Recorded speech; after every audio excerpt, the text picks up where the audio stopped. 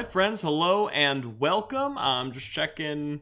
Yeah, I think that works. That two camera setup. I'm always so nervous that it's not going to, but we did it again today. Welcome, friends, to Level 1 Adventuring. I am your host and Dungeon Master, Wolfe Scott. If you are new here, I am the Level 1 Adventuring stream leader, storyteller, host. I'm a voice actor. I'm a guy who lives in New York City. I'm a lot of things. But what is Level 1 Adventuring, if you've never stopped in? Ecstasy! Hey, what's going on? Good to see you. It's always such a surprise to see who's in chat because I like to stream with my viewer count off. Because I'm like, you know, it just alleviates that paranoia in me. So it's always good when someone actually lets me know that they're here, says hi. That way I know we're here, we're connected. I see you, you see me, bada boom, bada bing.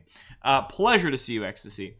What is Level 1 Adventuring if you are brand new here? And if you're not new here, I appreciate you coming back.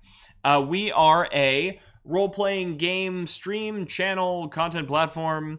20th! Hey! It is so good to see you. You were just saying how you were like, oh, I haven't been to the stream in a little while. And look, you made it happen. You made it happen. And that's why you get these 2 big thumbs up from me. I don't know what they're worth, but you get them. Level 1 Adventuring. We love role-playing games. We play a whole bunch of different kinds. We do video game role-playing games. We do tabletop role-playing games, storytelling games, dice games, bunch of stuff. We do solo games, like you're about to see tonight. We do group games, where I have 6 of my friends show up, and sometimes more or less. We do big names, like Dungeons & Dragons, and we do smaller names, like indie projects like the one that we are going to do tonight. So, hopefully, you know, in that large description of possible content avenues, you hear something that you like, and then you stick around to come watch some with us. But speaking...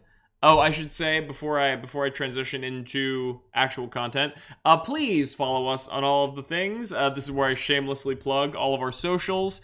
You can find us pretty much on everything that you can think of. I highly recommend you follow our YouTube because that is where all of the episodes that you've not yet seen will live forever because Twitch, they disappear. So if you want to catch up on any of our previous episodes or even see series you might have missed, please go there.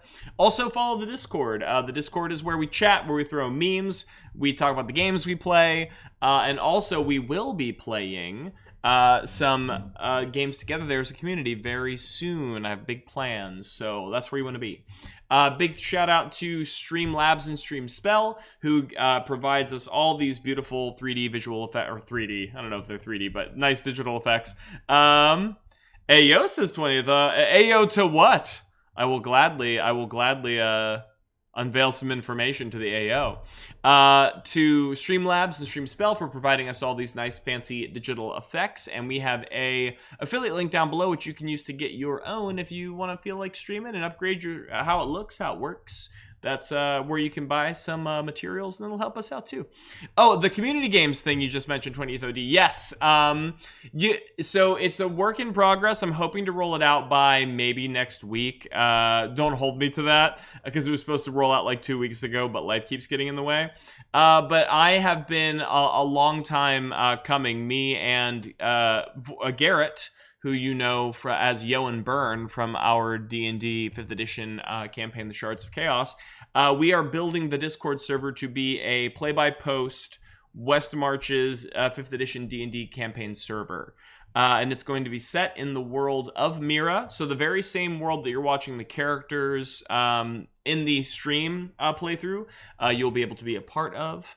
So all the same gods and factions and all that great stuff will be present. It's like really ambitious.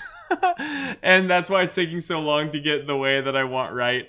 But it will be very fun to be able to adventure with the whole community. And Ailing, actually, if they pop into chat later, gave me a really great idea, minor spoilers, for for the community games server sections. So we'll see what happens there. Gave me a great idea the other night. So yeah, that's the lowdown on the Disco server. A little bit of a sneak peek because it isn't done yet, but hey, you know, soon. Oh yeah, let's see. Ecstasy says, I ended up getting Celeste after last night, enjoying it so far. Spent about an hour creating the party. Yep. That'll do it. It's so involved. You get to make every character, every little piece of the character. I mean, if you don't want to, you don't have to go into detail now, but I'd love to know what you ended up picking for your party. Did you see the section I was talking about with the personality traits and stuff? That part was really fun. Celeste, my beloved. Oh, I know 20th. You gotta get in that next time. We just turned level 7. We just got some brand new spells and class features that I hem-hawed about for like 20 minutes last night. Korug is getting swole. So it's going to be a fun... Next time we jump in, we just turned level 7. So we're going to have lots of firepower under our belt. Yeah, janky times fun.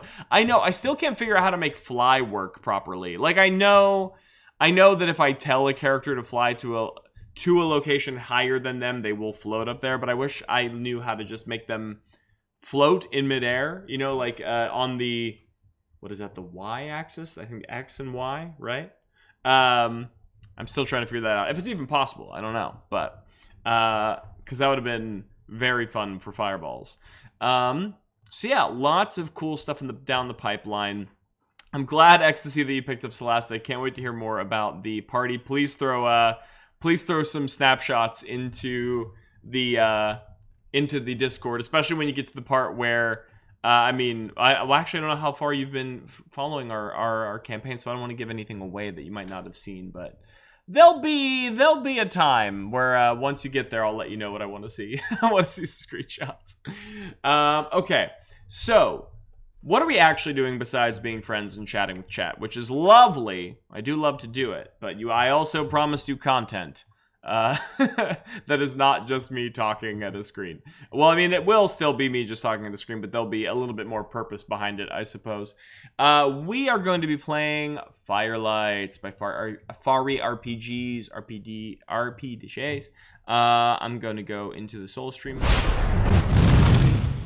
This beautiful little setup. Yeah. Performance mode again. Okay, so Firelights, here we are. 20th says, you're definitely further in the story than me at this point. Okay, all right, well then I will not say anything. Your secrets are safe with me.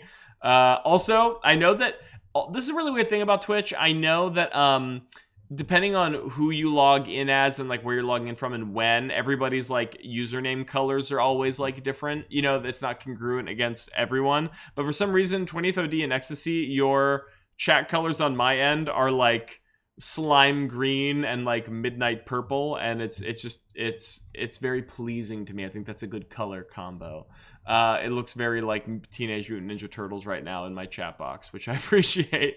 But what is Firelights? What are we playing? Firelights is a solo indie RPG. I believe you can also play it in group style. I think if you look at their official forum pages, they give you some ideas on how to do that, but you can play it solo, which is what we are doing. And to sum it up really quick, you are essentially playing a spiritual being known as a firelight. You're kind of like an insectoid-like creature in the afterlife who is trying to help relight a series of great beacons, which are these like fires of magical power that are helping to usher the souls of the dead on to their next iteration, you know, their final rest.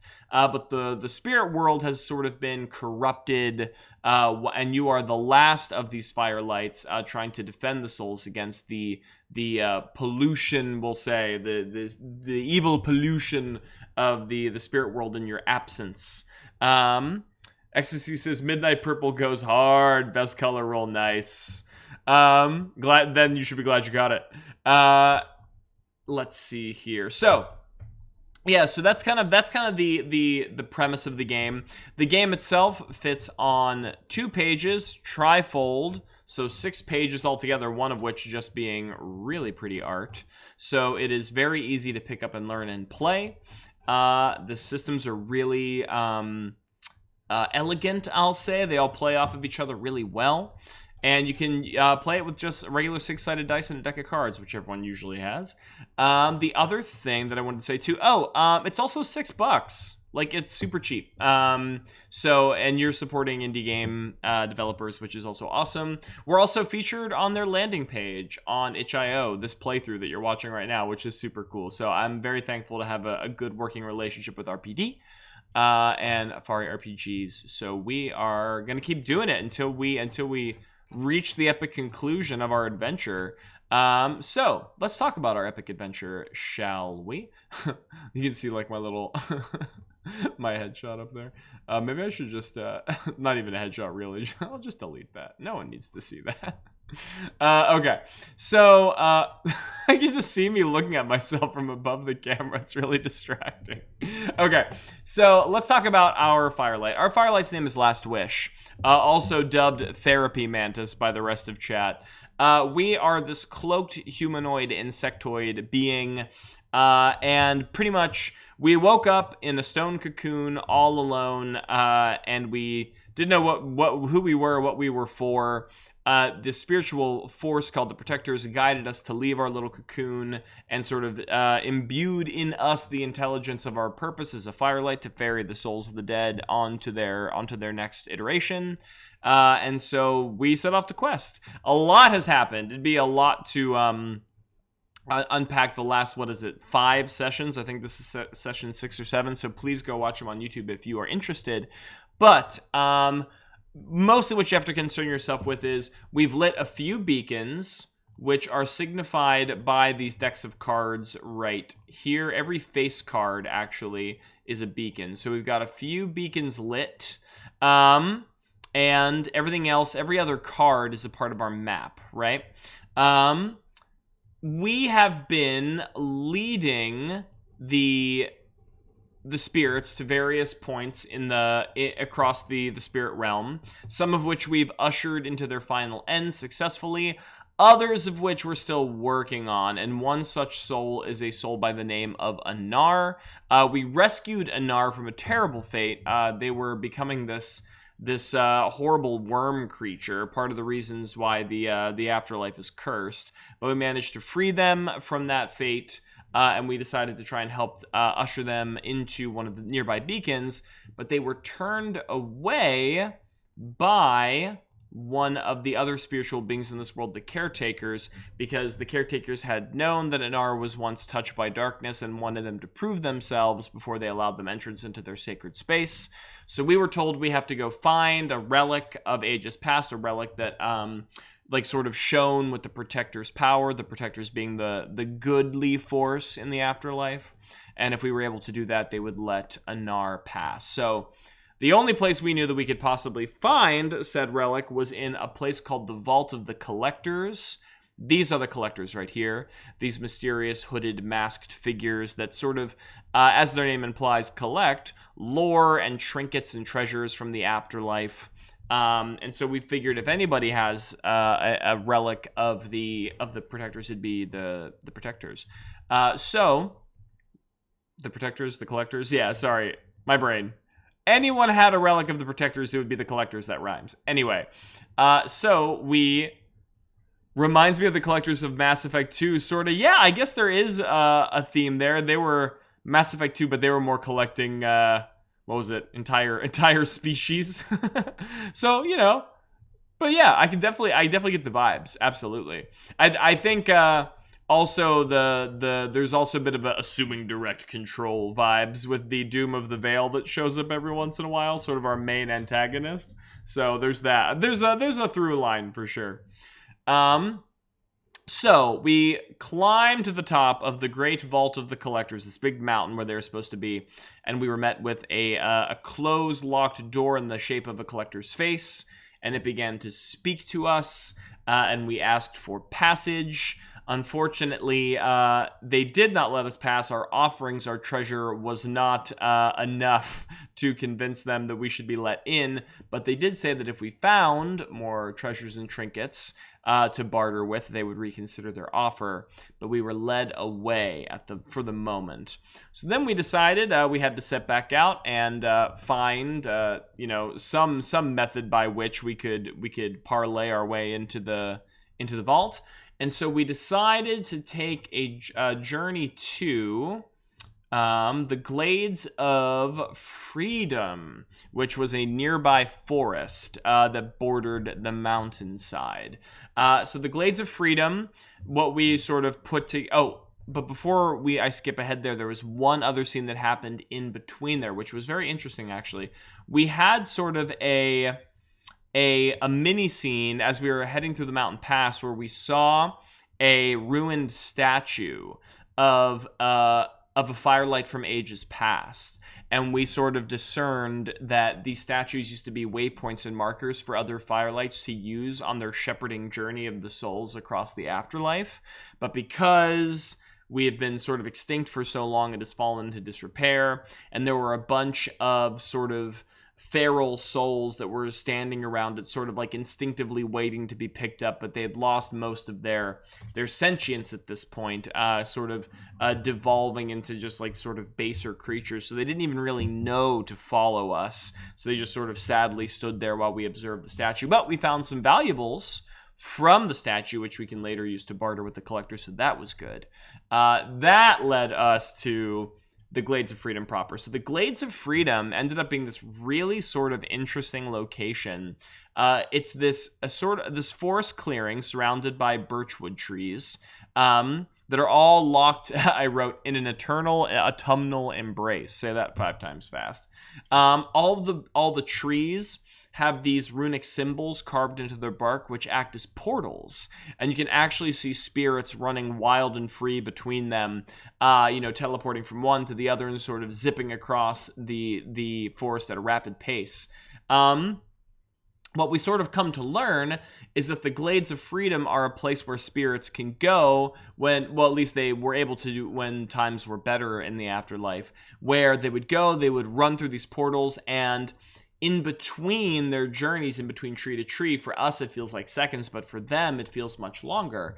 And they can experience things in their life, or experience things that might have happened in their life, or maybe did, depending, could be either or, I suppose, that would allow them to experience like their truest selves, their greatest freedoms, their wants, their wishes, which would hopefully, after they've sort of worked it out of their system, allow them to sort of make better peace with their time to come, and then eventually be led away from the glades to head to a beacon. These spirits in this place was actually being watched over by another spiritual entity, much like the Firelights and the caretakers before us, which I generated some art from in between our play sessions. And they are known as the Wayfarers. Look at these little creepy guys. So the Wayfarers are kind of like these tiny imps. They appear in big flocks. And they have bodies that are sort of made out of that same white birch wood. They have little crown-like antennae of like antler of like birch wood growing out of their head. Big golden sort of unblinking owl eyes. And they're draped in like shawls of like autumnal leaves. They all sort of speak and finish each other's sentences. It's like they kind of share one thought that they pass between each other at a rapid pace. And they are incredibly fast. They're actually the beings that are responsible for keeping watch over the spirits as they are running through the Glades of Freedom, so they can keep pace with them and use the same portals, or even, as we've seen in our session, sort of discorporate into the very wind itself. They sort of ride the wind as like leaves and like reform. So they're able to make sure that the spirits are kept safe within the glade before they have to leave and, enter their next phase of their journey. However, much like many a forest spirit in lore, they're not entirely, cooperative. They're a little tricksy. And so we came there, we asked if we could have some sort of offering from the Wayfarers, a piece of treasure that we could use to help pay Anar's way through the vault. and as the wayfarers sort of watched us and spied from us from the treetops and whispered amongst themselves and giggled and, you know, did all their creepy forest imp stuff, they decided, they announced that we would have to earn this. And that's when they jumped down from the treetops and then became that discorporate big rush, a big wall of leaves and wind, and actually pushed Anar and Last Wish, our character, the Last Firelight, towards one of the portals that leads their way in through the trees. And we entered sort of against our will, and we were teleported. And this was interesting because it allowed us to see, it allowed us to experience, you know, something about Last Wish, at least as something in Last Wish's mind that would, you know, have given them a sense of freedom or a lack of burden, you know? And we sort of decided together that what that was Last Wish actually sort of lived a moment of their life, you know, a memory they never really got to experience, and that was when the Firelights were healthy and in full force, and, you know, that they were not the last one, and they actually got to stand by that same roadside statue, the one that they saw destroyed, you know, hours before, and they waited for another Firelight to arrive and greet them and bring spirits with them and exchange words and, you know, bolstering confidence. And so it was sort of like this life that Last Wish had never gotten to know, but would have been one that was far easier and far kinder. And so it was just sort of like this very illuminating, but also sort of saddening out-of-body experience, you know? Well, at least saddening once we fully went through the entire teleportation process and then reappeared in the forest. And not only did we reappear in the forest back to our harsh reality, or I should say quasi-reality, we're still in the spirit world, but we were also separated from Anar during the whole teleportation hijinks. Anar was actually sent to a different part of the forest than we were, so we are now no longer together, and that's our whole point. So it's kind of a dicey moment for Last Wish, as we have to find our spirit, we have to find our way out, and we have to find a treasure on the way out to hopefully, you know, broker some sort of better deal with the collectors. So there's a lot riding on this, and that's kind of where we left off. So pretty eventful session, all things considered, and now we have to figure out what we're doing afterwards. So this is our actually, 1 second. I'm gonna go back to because I see something that is bothering me. I see something that is bothering me. At least I think I do. Perfect. Okay. Back to everything working. Lovely. We love to see it. Okay.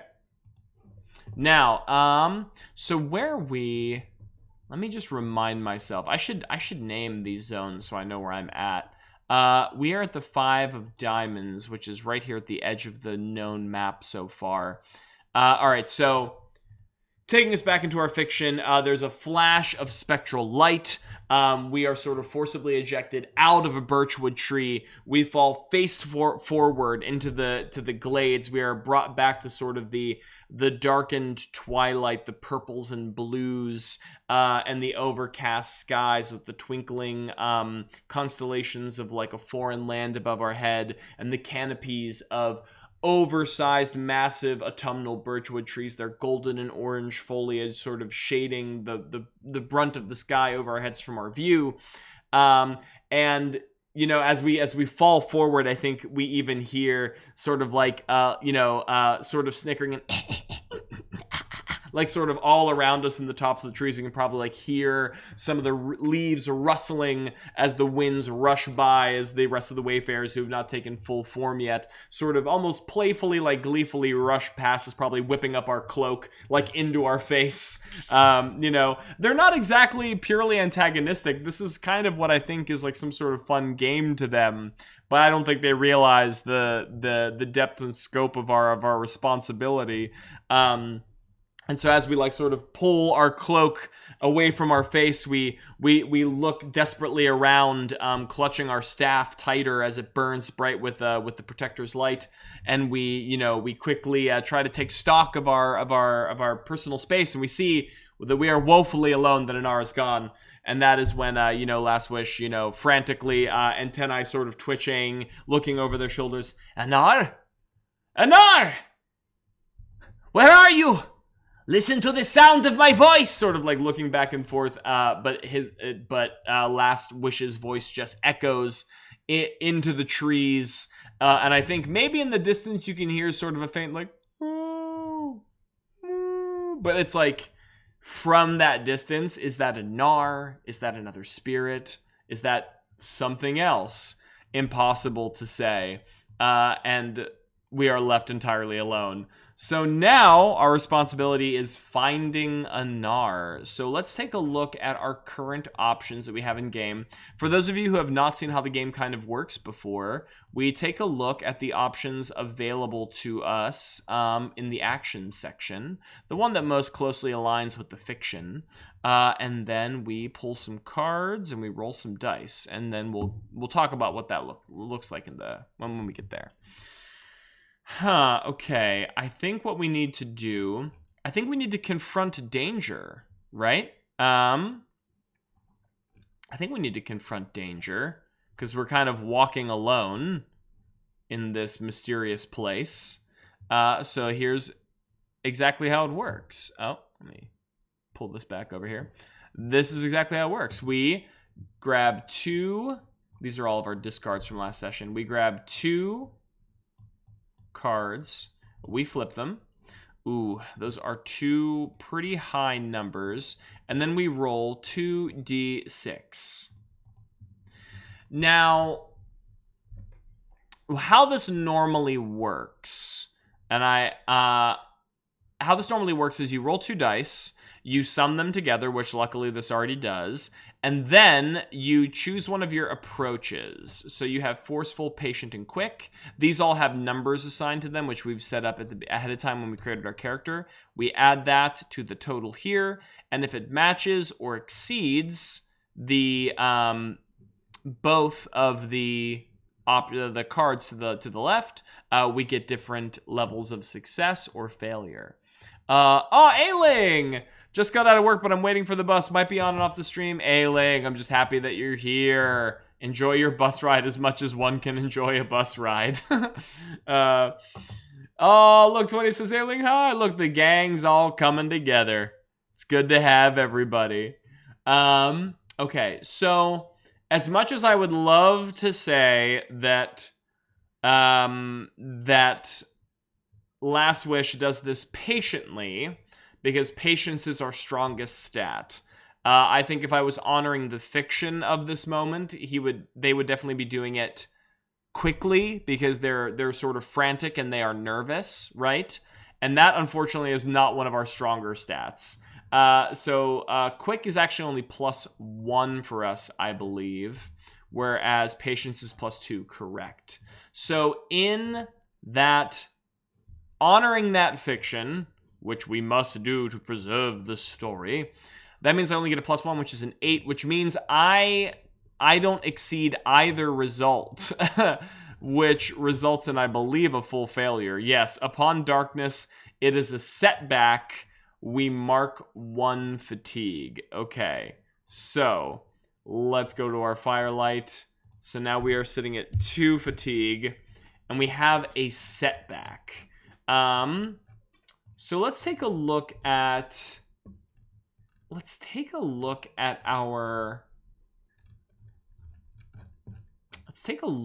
our tables here. Let's try and figure out what our setback is. because I like using the oracles if we can. So yes or no questions are usually how the oracle likes to answer questions the best in the way the game is formatted. So I can say, is the setback? We'll start with a person, a spirit, a being. Is it some sort of being? We'll say number 1. So that means we're gonna draw 2 cards. Oh, a face card. Every time I draw a face card during a challenge, a part of my heart sinks, because I know that's not a beacon that we're not gonna find later. We're gonna roll 2 dice. Okay, 9. And then I'm gonna say it's just a +1. It's just as likely as it is unlikely that it's a person or a thing. So we are higher than 1 result, because a king is worth 13. I got a 10 altogether, which is just higher than that 6. Or I shouldn't say just higher, but it is higher than that 6. So if it is a being, the answer is yes, but. Okay. So now let's use that information to understand what our tables have to say. Let's use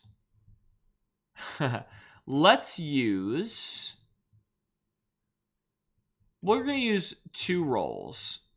So we got a 5-5 and a 3-6. We're going to use 1 for the event and 1 for the story, okay? That'll determine the person in question. Oh, that reminds me. I always forget doing this whenever we're playing one of these Firelight streams, but it would behoove me to remember to have a fantasy name generator up and running, just in case, because you never know when you are going to need it. Perfect. All right, there we go. So 5 and a 5 is explore, okay, or beggar. So explore or beggar. We'll see what the other option is before I commit. And then 3 and 6 is betray or leader. I kind of like betray beggar. Okay. So let's go to the journey. So we have the 5 of diamonds. So let's update our pathing so far. Let's increase the size of our text here. So we ran into an obstacle. We hit a setback. And the setback was a being with a yes, but result. So our person is a beggar, and our story event is betray. Oh man. Okay, I'm having some ideas. So what I want to do now, I'm just gonna roll some random things for the new character. First, I'm just gonna randomly roll their sort of how they identify. So I'm gonna say 1 to 2 he him, 3 4 she her, and then 5 6 they them. 5 6 they them. Okay, and then I'm gonna roll randomly for a name. How many of these are they? 1 2 3 4 5 6 7 8 9 10 11 12 13 14 15 16 17 18. I should have guessed 20. That seems pretty standard. Oh, that's an interesting name. Chibet, they, them. Chibet the beggar. That's interesting. Okay. And did I... Oh, no. I know exactly what I'll do again here. I have a really great NPC generator thing for my other RPGs, but I haven't set one up for here yet. So I'll do it online. Okay. And then I will randomly generate. Okay. Okay. All right, so Chibet, they, them. Chibet, all right, so betrayed beggar. Last Wish is shouting for Anar. Anar, where have you gone? Follow the sound of my voice. Looking all through the forest, sort of desperately. And then something stirs behind them, you know? And so Last Wish, their antennae poke up and, you know, sort of narrows their eyes into the brush and begins to tentatively walk forward with their staff held forward, burning bright. Not quite sure how this next moment is going to play out. And says, "Are you? Who goes there? Be you friend or foe? Wayfarer? Spirit? Stop these games. This one's journey is quite important. In fact, all of the veil could be at the outset of the balance. Please, show yourself." And as we're sort of commanding here, the equivalent of beads of sweat pouring down our bug-like carapace, if such a thing can happen with our type of being, there is a sudden like burst of movement out from behind the brush, but not at us, sort of like to the side, almost as if someone was limping. But then sort of lost their footing and sort of tumbled out of the brush, right? And so, you know, instinctively we sort of step back and we lower our staff, sort of just in a self-defensive gesture. But just as quickly, this sort of this lumpen form, you know, in the brush, sort of raises a desperate hand upward. Please, I mean you no harm. As we sort of squint our eyes against the darkness and we increase the brightness of our staff, we can see a vaguely humanoid form sprawled out along the stones. I should say the stones? What is the word I'm thinking of? The grass. Like, what's in a forest? Not stones, grass. So the figure that we see before us has long, curly red hair. They're a beggar, so we assume they are covered in rags, which are probably splotched with dirt and a little ragged. I like this description. They occasionally squint, so they sort of have like a sort of like they're straining, like when they try to watch people, they sort of their eyes are a bit strained, so they have straining, squinting gaze, like they're studying, which I think is maybe fitting for this moment. And they occasionally think out loud, which is funny. Okay, so this is the beggar. So Anar, sort of sees this disheveled, red-maned being sort of sprawled out across the grass. Their clothes are covered in like twigs and debris and other little bits of underbrush from hiding out in the bushes. And so Anar sort of like Last Wish, like taking a slow and steady sidestep, still quite not sure what to make of this being quite yet. Begins to draw the staff downward because instinctively Last Wish wants to protect spirits, and presumably that's what this being is. Well, this one's name is Last Wish. If it is help that you seek, this one is obliged to give it to you, so long as you are a spirit in good standing. And sort of like squinting up at us with their arms still outstretched plaintively. Yes, I believe I'm in good standing. It's hard to tell. It's been so long since I've been wandering here, since I've been walking and waiting. And sort of like letting the thoughts once again think aloud, sort of take control over them. As Anar, I keep calling Last Wish Anar, as Last Wish sort of watches the mental wheels play out in front of them for a few moments before clearing their throat.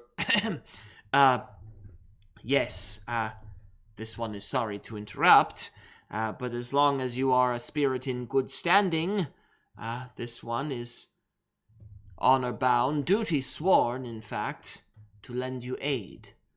And so Last Wish slowly raises the staff away, sort of returns it to their side, reaches a clawed hand downward, and says, "This one has not yet learned your name. You are..."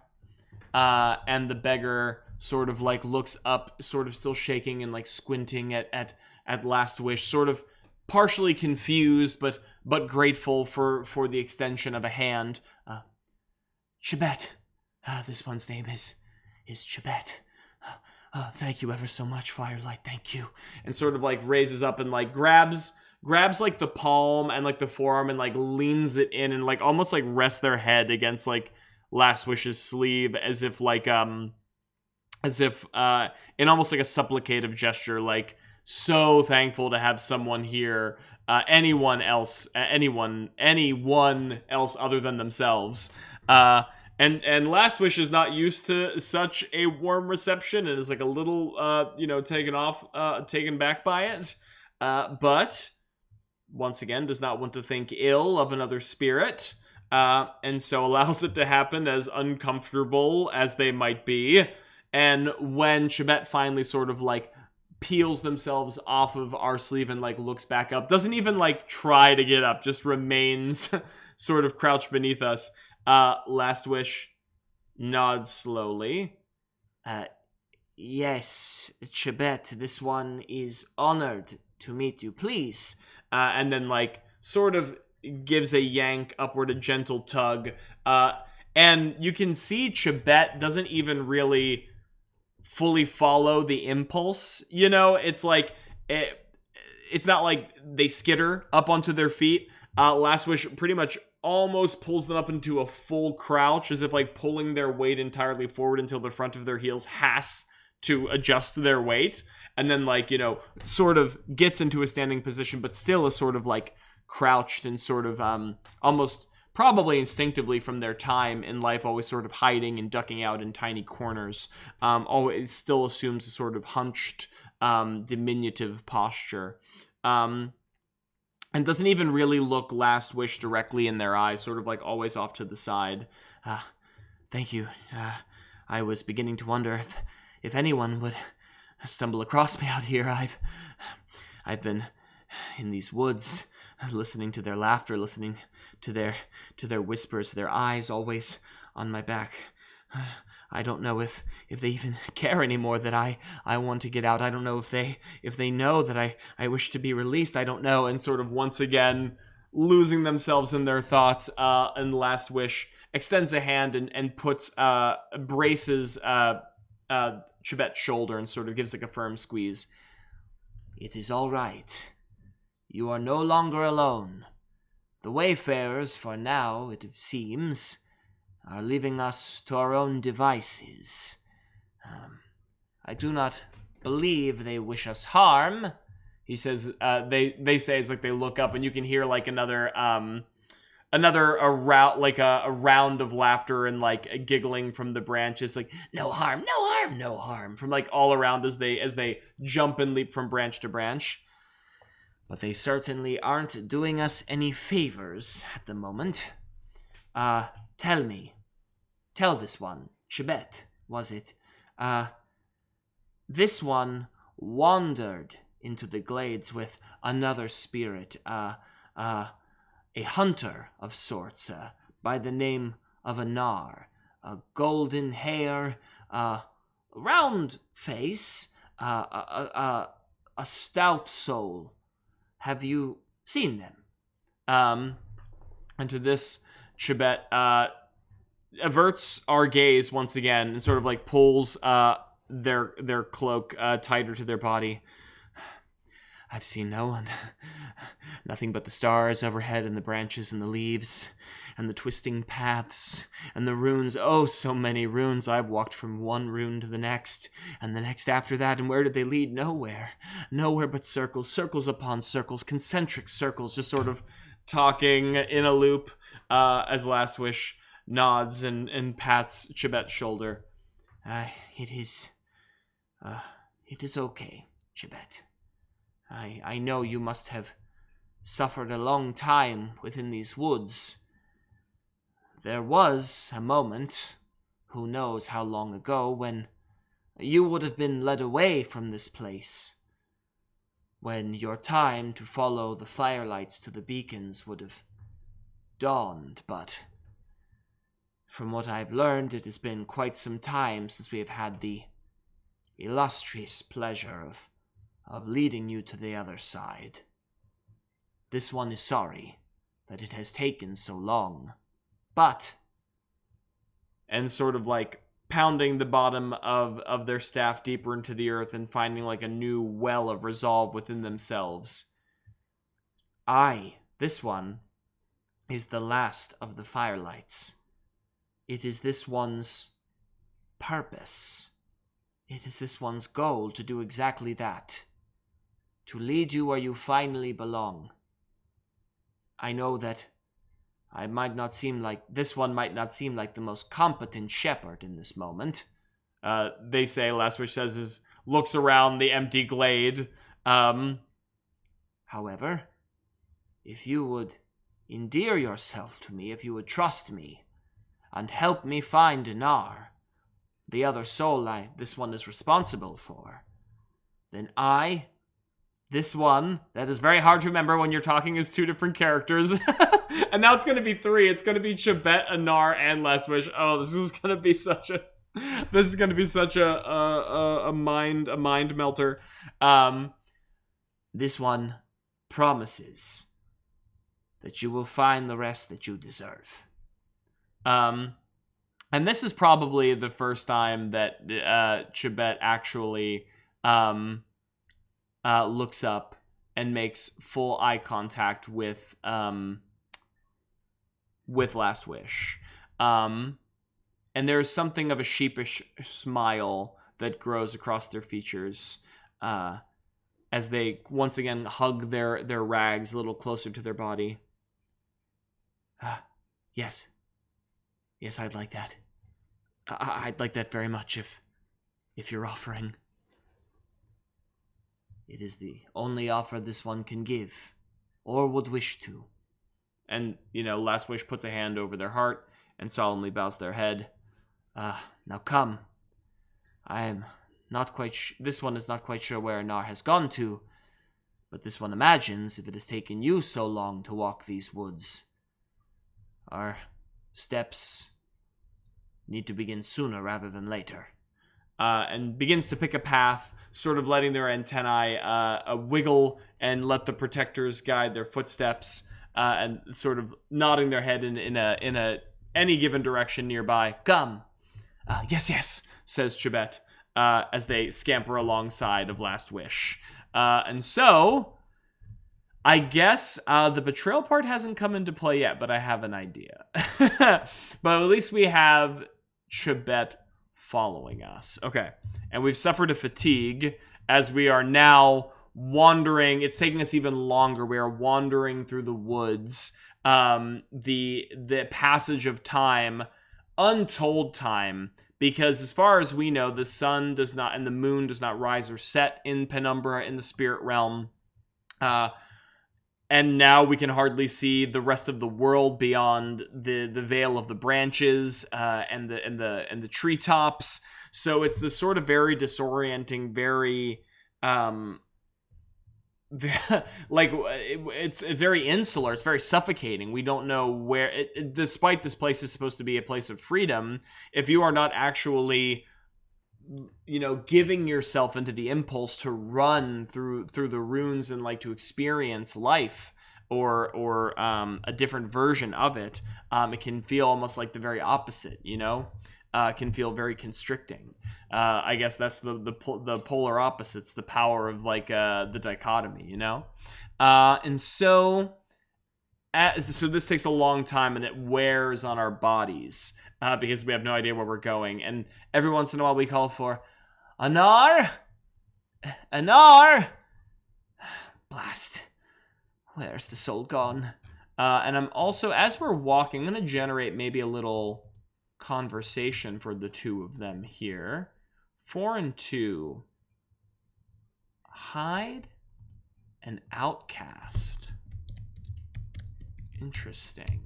And so in the meantime, as Last Wish is calling out into the woodlands, a bit of curiosity begins to pique Last Wish's. Oh, actually, instead of outcast, 4 and 2.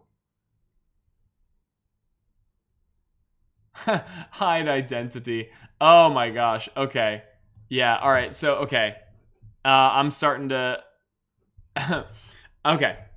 Sorry, I'm having so many ideas rush into my head at once that I have to like keep focused.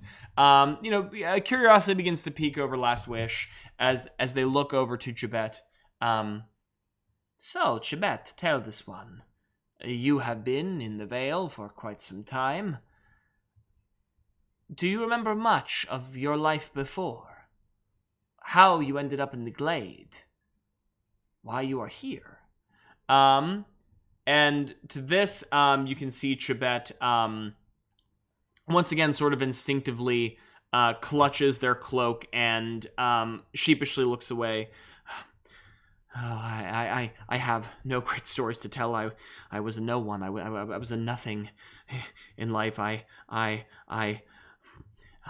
scraped. I scampered. I stole. I did whatever I could to survive, and I. Oh, Toddy says, hide identity, easier for some. Yes, exactly. Sort of like, oh, by the way, hi, Todd, didn't see you joined us. Sort of looks away. I was a no one. I was a nothing. My story shouldn't matter much to you. Last of the Firelights. If anything, I am probably the least of the souls that you should find final rest. There are far more deserving spirits than I to be led to the other side. You should just leave me behind. You should just let me be. There's no reason to worry yourself, and just like sort of lets the thoughts run wild again. As Last Wish shakes their head and nods sort of solemnly towards Chibet. There is no such thing as the least of souls, Chibet. All souls are of equal value, as all people are. Though you may not have thought yourself much in life, this one is sure you meant a great deal to someone. Something. You are much greater than you assume, much greater than you think. And you are just as deserving as any lord or king or queen, the soul of any noble or great hero, to find rest. Do not deny yourself this fact. And Chibet, I think, once again tries to catch Last Wish's eyes. Loki says, grab them by their self-depressing talk and yeet them towards their final rest. Loki, glad to have you on stream. Listen, Chibet is just struggling. Chibet's been lost for a long time, and Chibet's struggling, but Therapy Mantis is going to help them out. Okay, but the problem is we still have not found Anar. And so, okay. I think now at this point, the initial rush of losing Anar has washed over us, and I think now we know that we have to have a clear head if we want to find the way forward. So I think we can now say in the fiction we can move away from the quick approach, because the quick approach got us nowhere. We realized we were rushing and that didn't help. So now we want to try and be patient. Once again, take our time, be thorough, because that is the way that we find our friend. Oh, and those are some dice I feel like we can make do with. All right, so we're gonna roll 2d6. Oh no! Oh no! Oh wow! Okay, so confront risk upon darkness. It's a setback. Mark 1 fatigue. So we are wandering through these woods even longer, and time is stretching on unendingly even further, and our legs are plodding through the underbrush and the undergrowth, and above our head the entire time, we hear the laughter of the wayfarers. They're almost like mocking us, like, Anar, Anar, where's Anar? Show yourself, Anar, Anar. Sort of like almost making it a sing-songy thing above our heads, and it just weighs on us psychologically, on us physically. I think the idea that we're supposed to be leading Chibet and now we are lost, I think, is also weighing on us. We don't want to make this soul, because I think also being that the souls, they fade in time and they become less of themselves.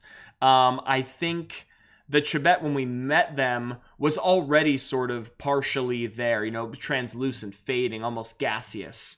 And I think as they are watching Last Wish struggle even further, begins to lose more of that hope, and you can see more wisps of smoke begin to broil off of their cloak, and their flesh become a little bit more transparent, and their eyes look a little bit more glassy and vacant. But their reason for being is starting to fade as they're watching one of the last Firelights sort of fail in their mission of leading them away. So we have to mark another fatigue. Oh boy.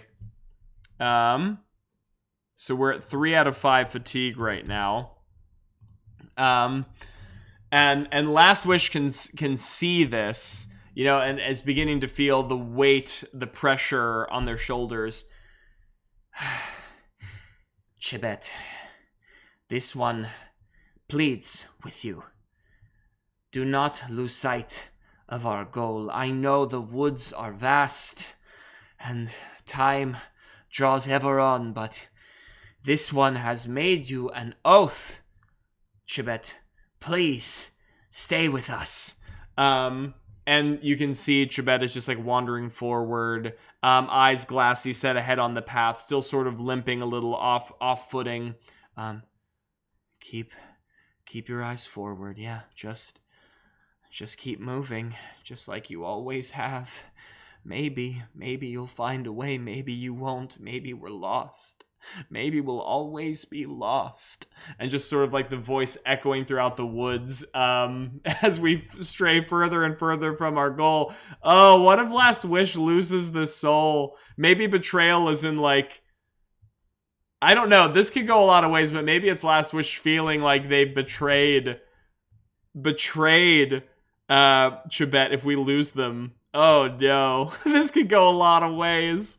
But I'm so nervous. Okay, so let's say, gosh, we're all right. We're at 3 fatigue. We can't do much else but just try to keep searching, because if we try to buy information to hopefully discover them more easily, that would be a treasure that we lose for the collectors, and I don't think that's worth it, because they already turned us away once. I think we just have to keep searching, as hard as that is. Oh god, this could go so many ways. Alright, so we're gonna discard these cards. We're gonna draw 2 more. Oh, that's a high one. Oh my gosh. That's terrible. That is an absolutely terrible result for us. Alright, so we're patient. We are patient, and it is not enough. That's a 9. Queens are worth what, 12? Oh no. Oh no. Okay. So 4 out of 5 fatigue. Oh no. We are like, we don't even know if it's been hours, if it has been days, if it has been a week. I mean, time already crawls and warps within the afterlife. Toddy says this is real bad and everyone knows it. Yeah, that's very true. The time in the spirit realm already acts in unpredictable ways, but we have just been walking endlessly. We've walked by trees that felt like it has been the same time 2 times, 3 times. The same runes flash as like another spirit runs by us, and we are nearly toppled over as another wayfarer giggles over top our heads. Where's Anar? Where's Anar? Where'd they go? Where'd they go? Just sort of like laughing and giggling above our heads as we are like both hands on our staff, hunched over, almost like as slumped over as Chibet, as we are like using the end of our staff to drag us forward as we look. And Chibet is like almost entirely faded, you know? Like perhaps maybe their cloak is still holding firm, but like everything underneath is pale, and their red hair is almost pinkish gray at this point, and the ends of it are floating and turning into smoke and sort of like drawing into the mists of the forest as they're plodding forward. At this point, they might even be like stumbling and using a hand to like help them move forward, as Last Wish leans down and like grabs their hand, and like one hand on their staff, one hand on Chibet, is almost dragging them forward, refusing to give up, because to lose Chibet would be to be personally responsible for a soul never finding their way forward. Oh, Loki, our therapy mantis needs some help. Thank you. I will gladly take that point of inspiration. I hope that it leads us forward. Almost either, it's almost more, maybe even more for themselves at this point, more so than Chibet, but I think Last Wish looks down as they're struggling against the staff and Chibet's like dead weight, no pun intended, against their grasp. Chibet, please, this one cannot lose you. This one was meant for one thing.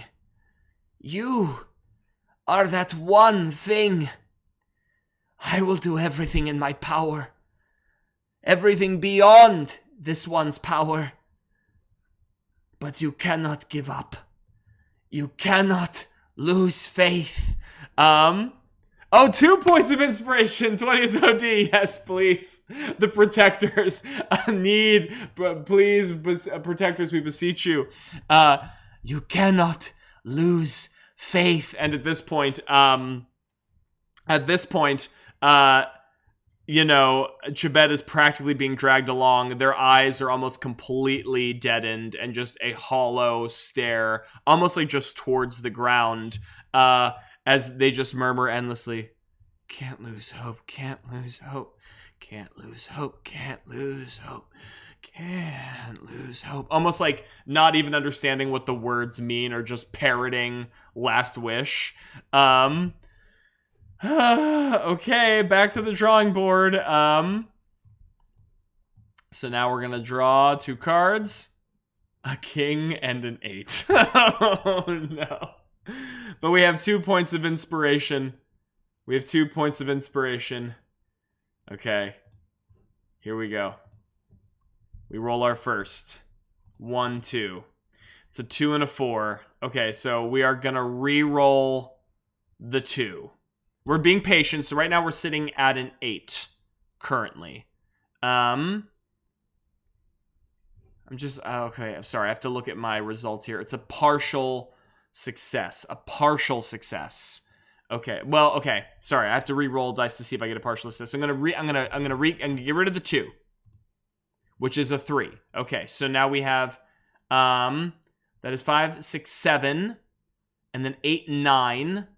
So we're higher than 1 if we use one inspiration, which I think we should just use the 1 for now, just to get the partial. Because I think what that means, I'm going to make a note here, 1 point of inspiration. Because I think with that partial success, you know, we're sort of dragging Chibet along, and they're just saying like, can't lose hope, can't give up, can't lose hope. And you know, we're like struggling to sing, please, Chibet, just follow this one. And then like in the distance as we're speaking, very far off, you can hear, last wish, last wish, like echoing from the dark of the wood as like our head perks up and our antennas twitch and like the bioluminescent energy that the ember light begins to course across our bodies, and our staff flickers with newfound light as we vaguely, faintly hear, it's a partial success, we faintly hear Anar in the distance calling for us. And there's like a newfound sense of hope that wells within us. Anar, you are near. This one is here. It is last wish. I was sort of like yelling, last wish. You can hear further off as they begin to like try to triangulate each other's positions at a distance. And there's now a newfound vigor to our steps as we push ourselves up into a straight stance, bracing ourselves against our staff, sort of slinging our arm under our new character's name, who I'm hard to remember, Chibet, and like hoisting them up. Come, Chibet. This one has almost found him. Come, and like is like hobbling them forward, and you can see with sensing the protector's energy like coursing through last wish, Chibet's eyes spark for a moment. Yes, we've nearly found them. We've nearly, and like sort of like memory begins to flood back of their purpose. Okay, all right, we're getting there. We're getting there. So it's a partial success, which means we just need, I'm gonna say, with a partial success, how would we interpret that in terms of mechanics? All right, we have to confront risk. Or is partial success that we find them?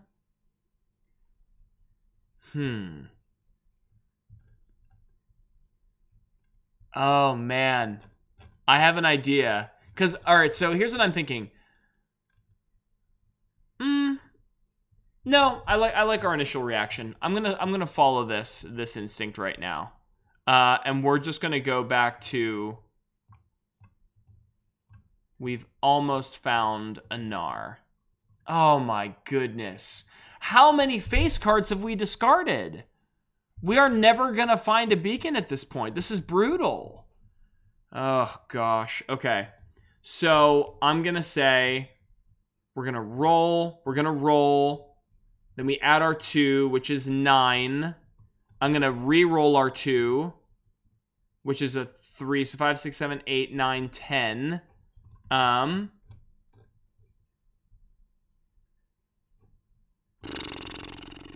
don't think it's enough.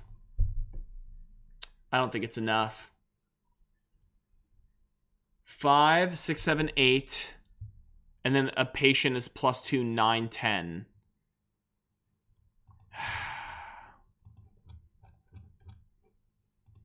It's not enough. Oh, that sucks. Okay. Let's take a look at our... Okay. Oh my gosh. Okay. So here's what happens in the fiction, because that's our last point of fatigue as well. What happens is we're calling out Anar's name, and we're saying, Anar, come this way. we've almost found you. And, you know, we're hearing Chibet say, almost found him. Almost found him. And we can hear the tittering voices above our head, and we're struggling, but our bodies are like giving out because we've struggled for so long. And like this burst of energy has put us on the right path, but it is not sustainable. It is not. It is a defiant moment in the face of true darkness, and we can like begin to like see something in the distance, but the cones, the edge of our vision, are fading and darkening as more of our strength is leaving us, and like we reach forward and we collapse. We go completely dark, right? We lose consciousness. Oh, this is going to be tough to do because we are going to have to reshuffle our deck. Okay, but we lose consciousness. An untold amount of time passes, right? We're complete darkness, we're drifting, and we're probably experiencing just a horrific nightmare, you know? Like the last thing that we saw was Chibet, you know, struggling against their own fading existence, and losing Anar, and we're probably seeing like this horrific scene being displayed in our mind's eye of like us failing and the doom of the veil, like all the spirits becoming warped by the doom of the veil, and becoming curses and swallowing the rest of the land, and snuffing out the beacons that we have lit, right, and like fully dooming the afterlife to ultimate darkness. And like even in the back of our mind, we can probably hear the doom of the veil whisper, you have struggled long and hard, Last Wish, and yet all of your attempts have been in vain. Relinquish yourself to the darkness. It is the only path forward for the last of the Firelights.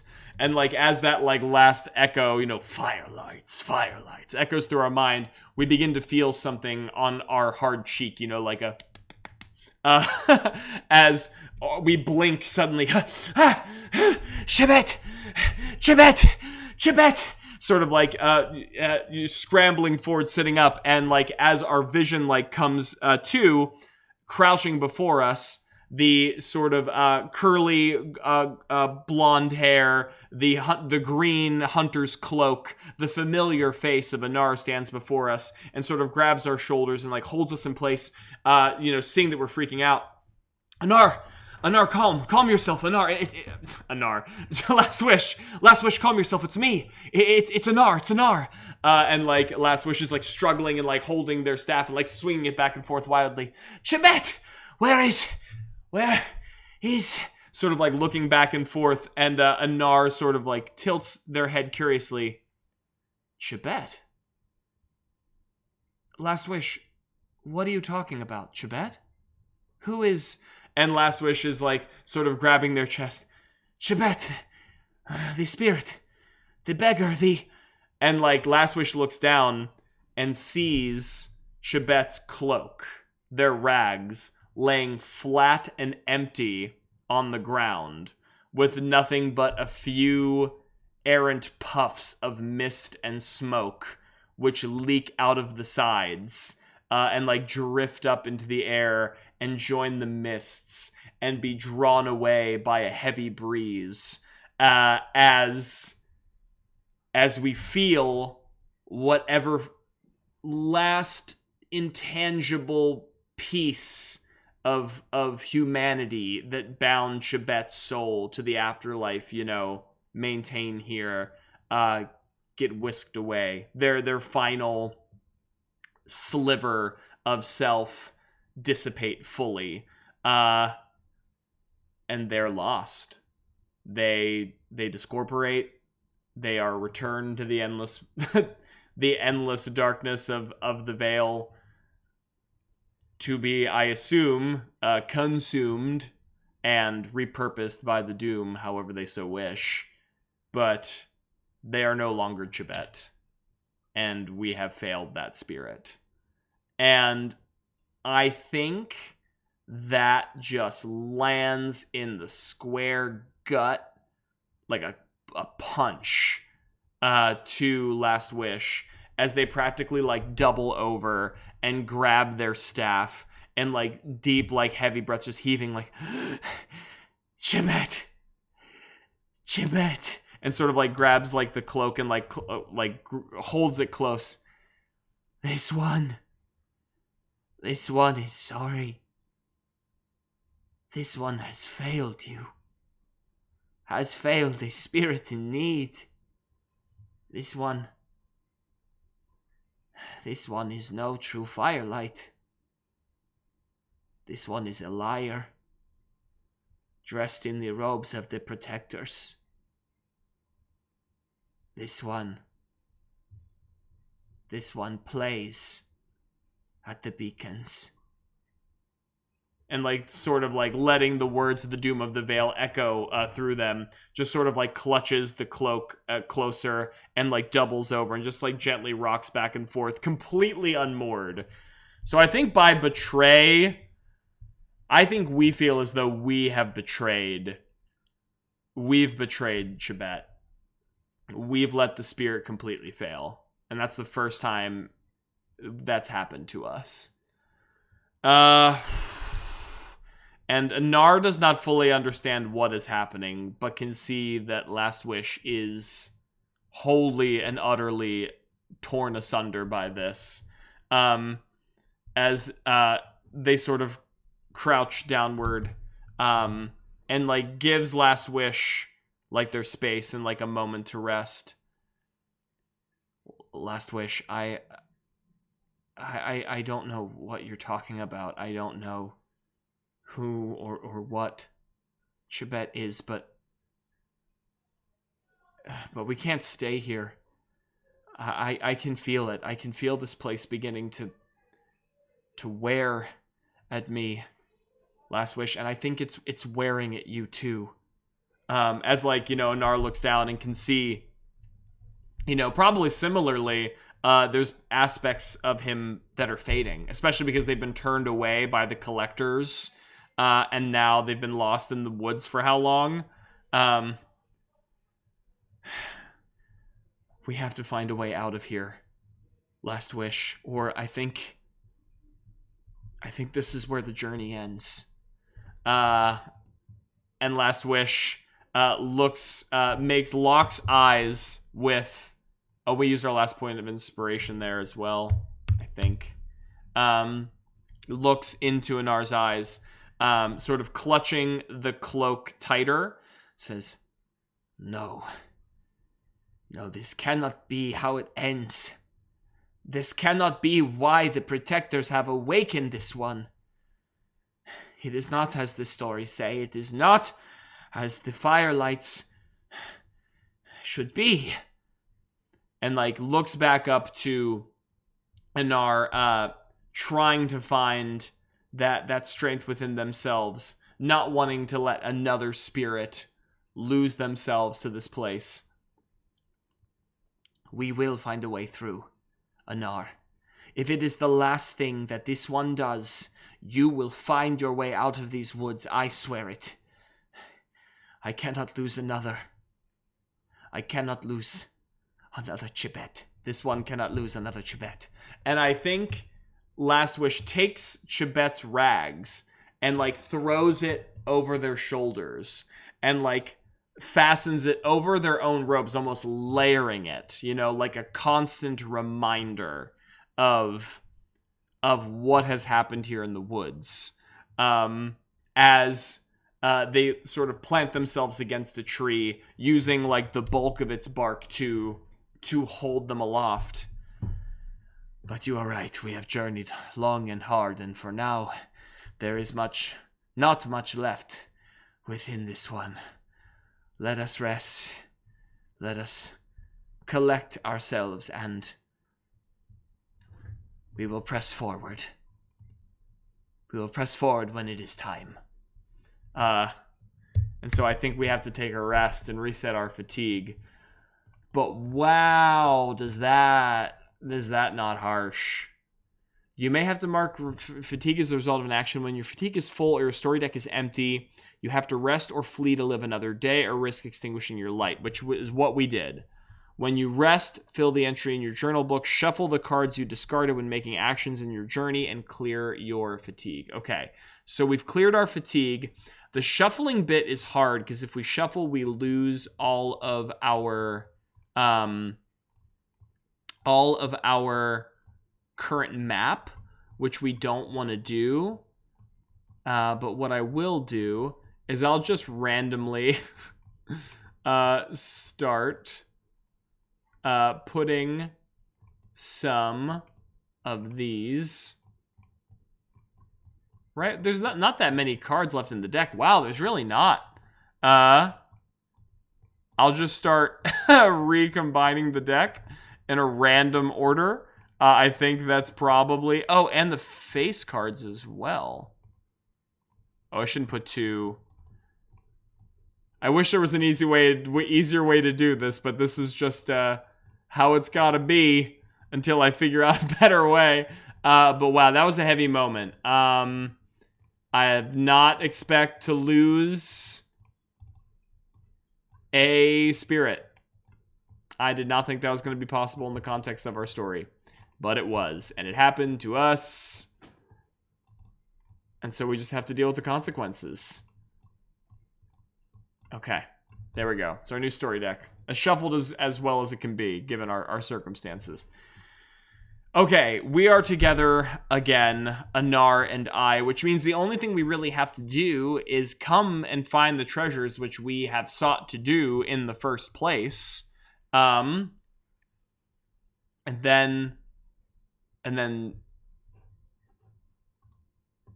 Toddy says when you said spirit, there was a furry one in the background. Did Piper say hi? Is Piper visible? Is she here? There she is. There's baby. Hi, Piper. She's hanging out. She's gargoyling. She likes the little gargoyle mode sometimes. Okay. All right. So thank you all for those points of inspiration. We got a partial success out of it, but we did not get the full success. So, Toddy says she walked across the back of the couch. Oh, Loki says best girl. Thank you. She is best girl. And then Toddy says, yeah, we needed that after the loss of the spirit. I agree. Piper is our point of inspiration. Hi, baby. Thank you. Thank you for being you.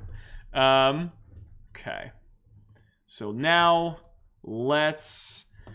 All right. So now that we have at least rejoined with Anar, which was our original purpose before we failed Shabbat, which is a harsh reality to awaken to, but so is the afterlife. I would say such is life, but so is the afterlife. Okay. Let's finally do what we meant to do here, which is find a treasure. This is what we came here to do, and now that we have Anar, there's no reason for us not to do it. So let's draw two cards. A queen and a 5. Okay. So that is like decent enough to do. We're going to roll 2 dice. Oh, goodness. Even with patience, that's 5, which is not... which is not enough. These woods! There is darkness. A curse is on to you. And mark 1 fatigue. Okay, back to the fatigue. And now a curse is onto us. Okay. So I think I have an idea of... Oh, man, I know what this is going to be.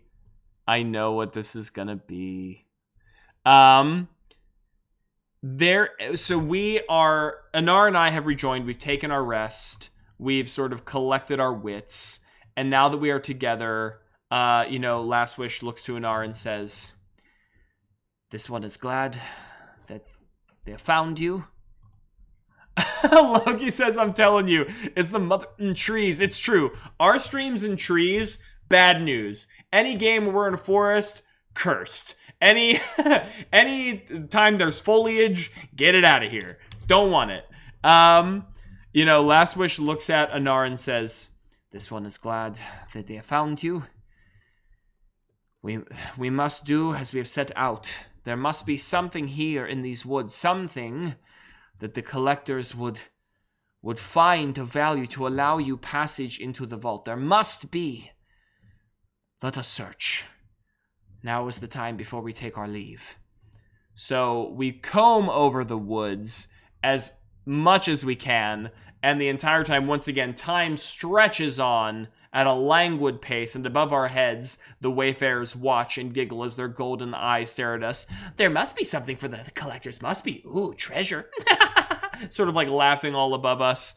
As we, are sort of gritting our mandibles and like staring up into the trees.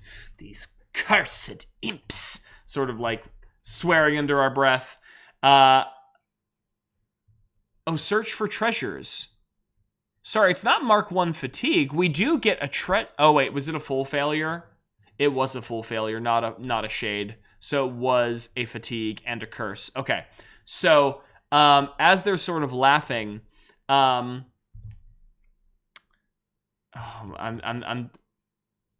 okay. A curse is on to us. Sorry, there's so much. I've not fought a curse in a while, so I want to make sure I'm doing their thing right. Okay.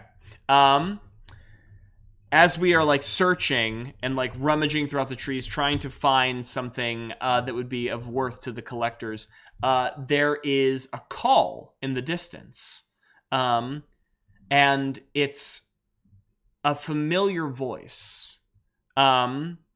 It's sort of a high-pitched "Last Wish!" like over like the treetops as her head perks up as we look behind us. "Chibet?" Sort of like excitedly for a moment, as Anar cuts his gaze towards us. "Chibet, the spirit you lost?" As we beckon Anar, "Quickly, come!" As we like rush forward, into the woods, trying to follow the sound of the voice that we heard.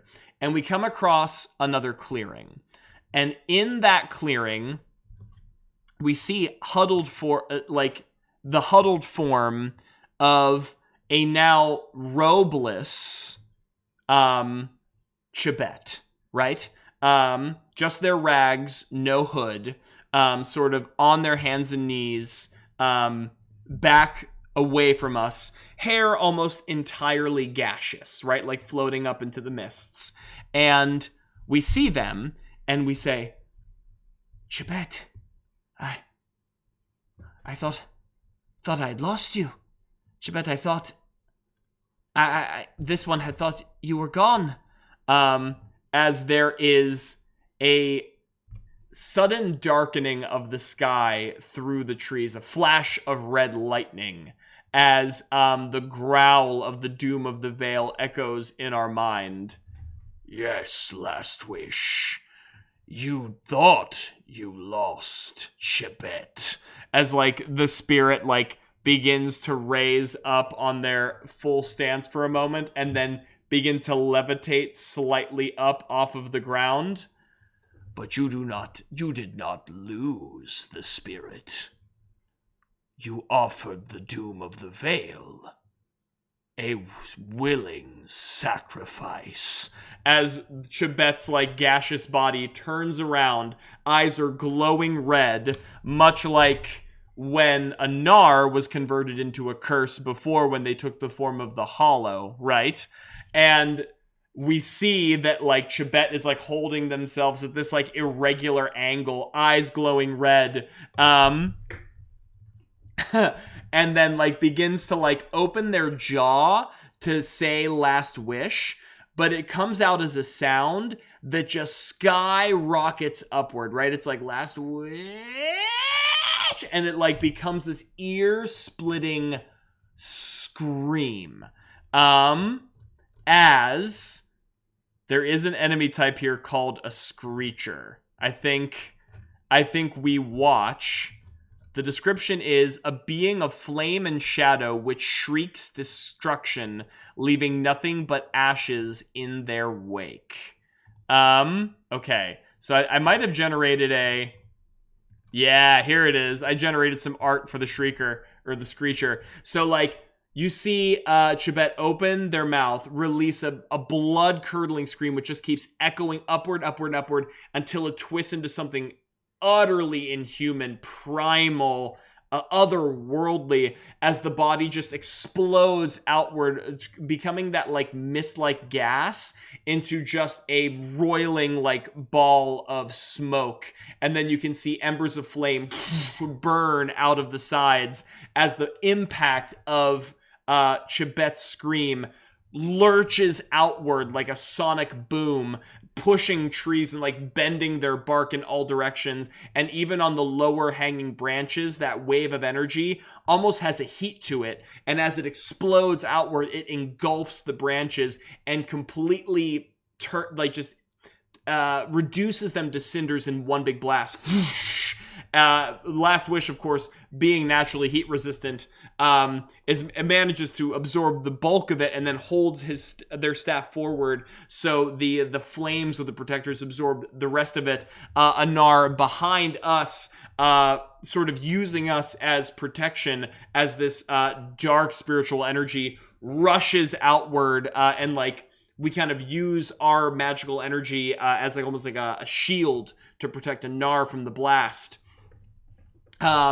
As like the dust finally settles, and where Chibet's forsaken body once stood, there is nothing but a column of smoke and embers and fire and red, hateful eyes which are staring back into Last Wish. And I think we have to deal with the curse. Okay. So Last Wish. So here's the thing. In the fiction, this is what we've established so far: that a spirit becomes weak and then is lost, and then can be claimed by the Doom of the Veil and turned into a curse. But we know from the collectors that the light of the protectors can cleanse a curse and restore a spirit to their natural state. So, by that logic, we thought we lost Chibet fully, but we only lost them in the sense that they were weak enough for the Doom of the Veil to assert control over, right? So, I mean, they are a monster right now, and if we truly fail, then they will remain a monster. But there is a chance that maybe we can save Chibet, just like we saved Anar, by confronting them as a screecher, a shrieker. And so Anar like jumps behind us and is like holding our shoulder and like trying to peek over us, as like we're pushing away the flames with our staff, and like a look of horror comes over their face as they say, "This is Chibet? Last Wish, this?" As Last Wish is struggling against the flames. It is not the Chibet I knew. The Doom of the Veil has taken them, just as they had taken you, Anar. Find yourself cover. Keep yourself safe. This is my duty. This is this one's task. As Anar like nods and like runs from behind Last Wish and like tries to find safety behind one of the trees. As the Screecher, like this column of flame and embers like swirls itself around a tree, and you can see wherever its body like touches and coils around, the bark begins to singe and blacken and burn, as it like opens up its jaw, like unhinges, like some sort of like it has a vaguely humanoid face, but the jaw is just way overly long and almost like hangs off to the side, almost like it's yelling so loud that it's broken whatever bones would be inside of its body, as it releases like another shriek, and I think it's repeating what what Chibet last said to us, where it was like, don't lose faith, like faith just echoes in all directions as another blast of sound rolls over the valley and flames erupt across the trees, as it's like almost unintentionally mocking Last Wish with like the promise that Last Wish made to it before it became a curse. As like you can hear the Doom of the Veil whisper behind Last Wish's ears. Do you see, Last Wish? This is what your noble aims cause. This is what you have wrought to the spirits of the Veil. You are a failure. As it echoes throughout our carapace, the weight of our shortcomings, and I think we're gonna have to try and to fix this. Okay, so Screechers have 8 strength, but black cards, both spades and clubs, count as successes against it. So let's open up our tab here. Let's grab 2 new cards. Okay, that's really good. As long as we can claim both. Fight a curse. When you confront a curse, action plus approach. Repeat until you've stacked enough cards. Okay, so the first thing we want to do, once again, just like we did with Anar when they were a hollow. Loki, I just saw your comment. That's my spirit friend. I don't know you. I know. This is definitely not the Chibet we once knew. We are holding our flame forward as we hear like, don't lose faith, like echo all around us, and like we feel the heat of their shriek. The power of their voice like is like pushing us backward as we try and grip our clawed feet into the soil. Chibet, listen to this one. This is Last Wish. This one knows it failed you. This one was lost in a time when you needed strength, you needed reassurance. But look, even in this state, this one does not run. This one will not give up. Not on you, not on anyone. But you cannot give up on yourself. Fight this influence, Chibet. Fight it! As like we hold up our flame, as the golden light of the protector shines against like the superheated red of the Doom of the Veil that powers Chibet. So we're gonna roll our dice. Okay, 9, patient 10, 11. That's higher than both. Okay, so we stack both cards.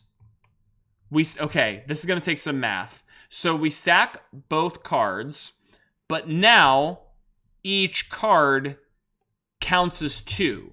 So if we need, I'm gonna make some notes here. 22. If we need 8 to defeat it, and we drew 2 cards that count as 2, that counts as half. That's 4 cards. So that's 4 out of 8, if I'm doing that math correctly. Yeah, we're holding up our staff and we're saying, you cannot give up.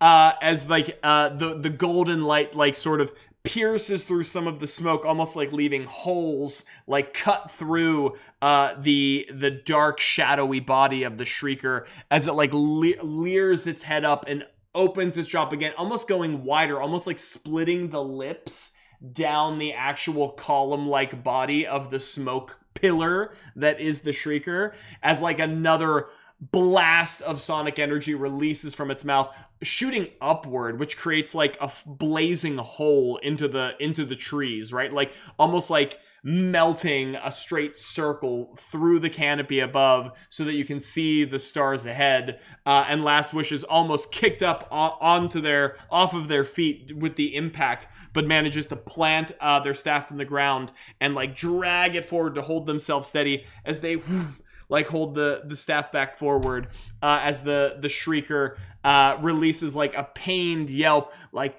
don't give up! Don't give up! Like over into the sky again, as you can hear the Doom of the Veil struggling against the light of the protectors. Spirit, you are weak. That is why you became curse. You have already forsaken yourself. You cannot fight the Doom of the Veil. As it like fights for control against us, as like the eyes are like sparkling red, like the power of our influence and the Doom's influence combating each other within the curse's mind. Okay, that's when Last Wish like spins the staff again, holds it back forward. There's another blast of like golden firelight. Chibet, listen to this one.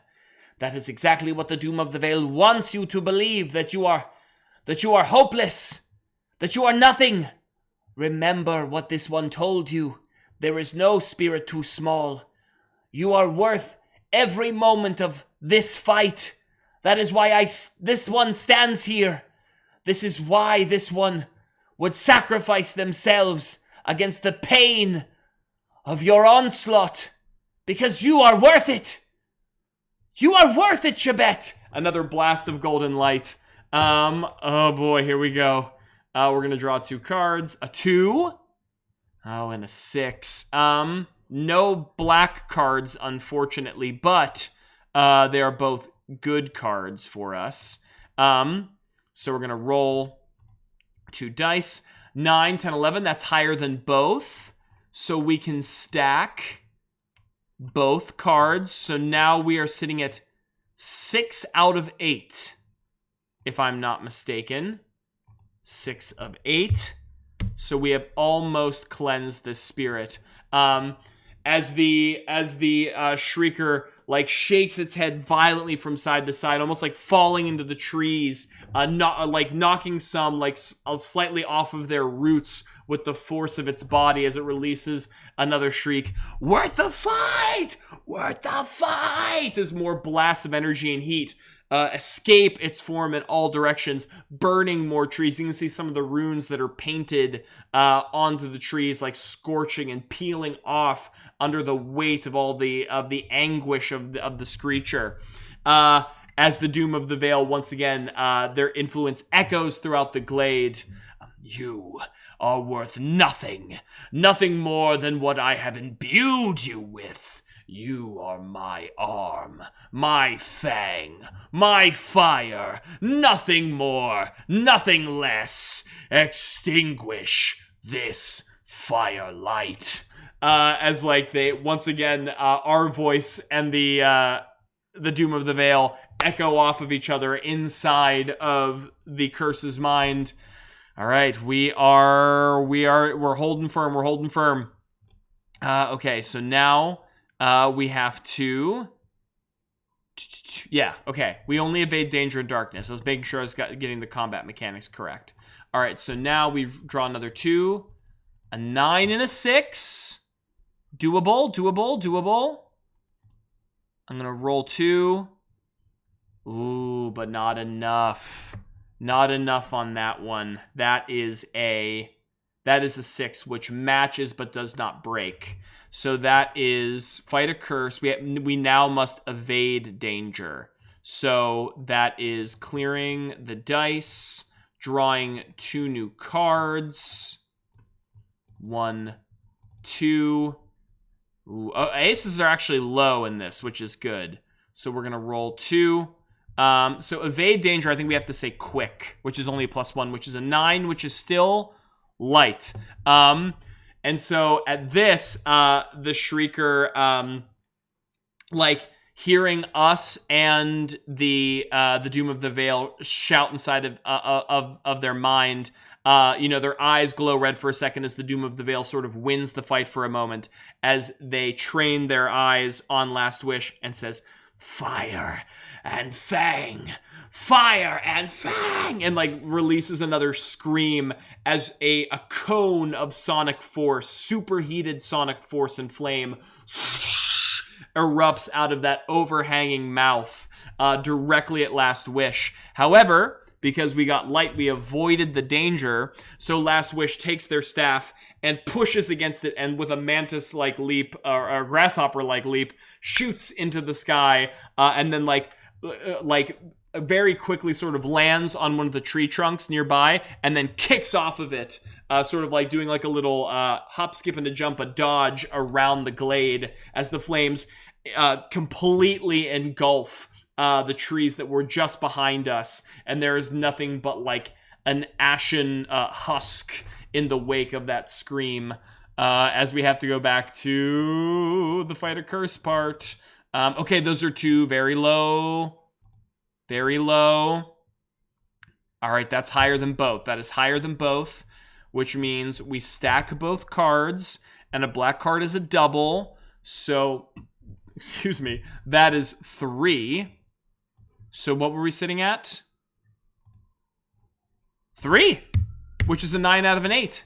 Okay, so with that, I think what happens is we sort of jump off of the tree, we land, we like plant our staff into the ground as like our antennas go wide, as we open up our arms, as we completely invite like the energy of the protectors into us, as we stare at the screecher which was once Chibet, as it like turns around and like faces down at us, and you can see the fire on it begins to grow and dance, as like a rumble begins in the back of its throat, like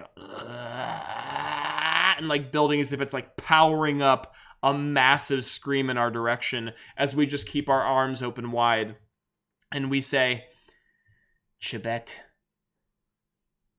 you are right to want to hurt us. This one made a promise to you. This one told you that you would be safe. This one told you that you would be led to safety. And in your moment of need, this one failed you and allowed darkness to claim you. You have every right to be angry. You have every right to want to destroy me. But if you do this, Chibet, if you destroy me, this one, you destroy any chance of you finding salvation or any spirit ever finding salvation. This one is the last of the Firelights. If this one falls, if this one turns to ember, there is none after this one. There is no one left. Take this one if you must, if it will bring you peace. But this one knows that you are better, because this one has seen it. Do what you must. And you can like feel like the energy building, the heat building, like the grass like withers, some of the branches like curl in as the fire grows around the Shrieker, and you can hear the Doom of the Veil almost laughing, feeling as though victory is secured. Yes, my curse. Obliterate this firelight. Reduce them to ash. And like as like the Shrieker like opens up its jaw to release that final overwhelming screech, just a puff of mist releases in its wake that just gently raises into the sky. And like Last Wish closed their eyes, bracing for impact. But when they open, they can see that the Screecher is just staring down at Last Wish with this curious, almost familiar gaze. And the head is tilted ever so slightly to the side as it like leans down, breathing heavily. Firelight. Last Wish. And Last Wish like pangs with recognition. Yes, Yes, Chibet. It is I. It is this one. Last wish, come. Follow my voice. Follow my voice like before. Please. This one begs you. And like holds the light of the staff downward. Follow this one's voice. And follow the light. The light of the protectors. You are almost there. As you can hear the Doom of the Veil growling in fury. No. No, curse. Turn away. This is not what I command. This is not what I... And like you can hear the voice getting further and further away as like another shriek releases from the creature. But the shriek begins as that like otherworldly banshee-like wail. And as the sound continues, the heat of the area begins to dwindle, right? Begins to fall, begins to become colder. And the smoke begins to dwindle and shrink as the column of smoke becomes smaller and smaller and become more gaseous and more smoke-like and more mist-like until you can hear the Doom of the Veil shriek, No! No, this isn't how it was meant to. And like the voice completely disappears as there's a great rush of wind that pulls through the glade. And when the smoke clears, there is the body of Chibet. Still translucent, still not fully formed, but human-esque, again, curled up in a ball, almost fetal-like in the center of the clearing. And at this, Last Wish's eyes like light up as we rush over. Chibet! Chibet! As we like pull their cloak off of our body and like flap it open and almost like a blanket cover their body in the center of the glade. Chibet! Chibet, are you with us? It is Last Wish. Please! Please, Chibet, speak! Please! As like there's finally a stirring from underneath the cloak as the red hair, like the massive red hair sort of parts, and you can see the squinting, confused gaze of Chibet stare up through the massive hair. Last wish? Last wish. What happened to me? Everything went dark. Everything hurt. It was like I was on fire, like every part of me was on fire, and everything was so loud. Everything was so loud as like they begin to hold their ears as Last Wish embraces, I think, Chibet and says, shh, Chibet, it was all a terrible dream. It was a nightmare. It is over. It is all over. Your pain. It is done. As Chibet nods sort of frantically. It's done. I feel it. It's done. As like sort of like cuddles into Last Wish's embrace as Last Wish like just holds them and like bolsters them, you know, in that moment. I heard your voice in the darkness. And the flames, even through all the screaming, you reminded me that I wasn't the least of spirits. You reminded me that I was worth saving. You are, Chibet. I'm sorry this one ever made you forget that, if even for a moment. And at this point, Anar sort of peeks their head out from the trees, hearing that the battle is over. Last Wish, is it safe? Yes, Anar. It is done. Please. And sort of like moves outward so that Chibet can be seen from underneath our red cloak, and sort of extends a hand. Meet Chibet. Chibet is a brave soul, much like yourself, and will be taking a long and hard journey, like the rest of us. And Anar like walks up to Chibet, Ailing says, back, you missed a lot, huh? Ailing says, why dying? Is someone dying? No, someone was almost, well, someone had, it's hard to explain, isn't it? Someone kind of died. Someone became a curse, but then we saved them. So, bonus.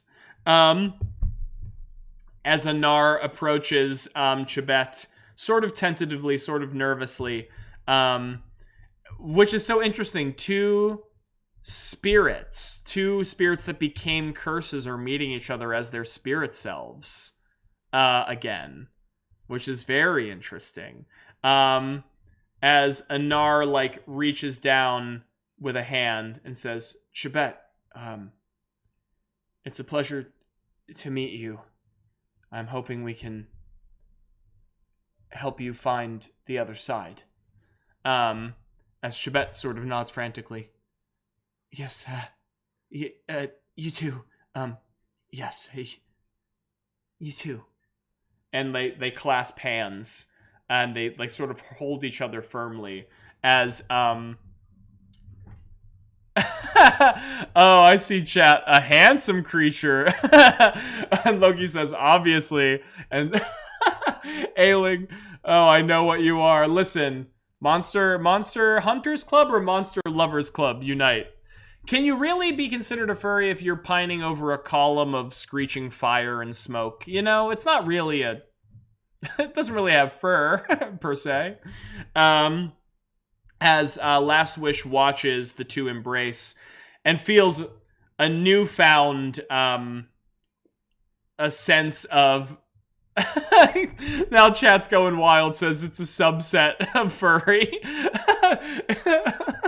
Incorporeal says 20th. Exactly. I'm a monster lover. There's a difference. Exactly. That's, if there's one thing we know about our community, is that we're monster lovers and there's a difference. Okay, that's gonna be the tagline. That should be a t-shirt too. We're monster lovers and there's a difference. As like we feel the presence of the protectors sort of echo out all around us. Insert the eyebrow, wow, I can't speak. The rock eyebrow. I wanted to say the Rybrow meme, which is not a sentence. We feel the spiritual presence of the protectors, that choir of supernal celestial voices speaking in 100 different tongues, 100 different voices echo all around us and through us. Last wish. You have done the impossible yet again. The spirits owe you much. And in our mind we reply, Last Wish owes them just as much, if not more. Whose soul has been saved today? This one does not yet know. And we can almost feel, the limitless smiles of the protectors warm us as they feel that sentiment within us, that feeling that we have been saved from our journey with the spirits. Good, Last Wish. You are learning. You are learning. And the presence leaves us. And we are just left with like a swollen heart of pride in that moment. Toddy says, I used Ever-Burning in wrestling last Thursday. Hell yes. Ever-Burning. Autumnal Embrace was another one we said last stream. Wow. Okay, so we have our spirits reunited. 2 curses have been purged from the land. We almost lost one. Gosh, how gnarly was that? But we still have not yet found our treasure. So here's what I'm going to say.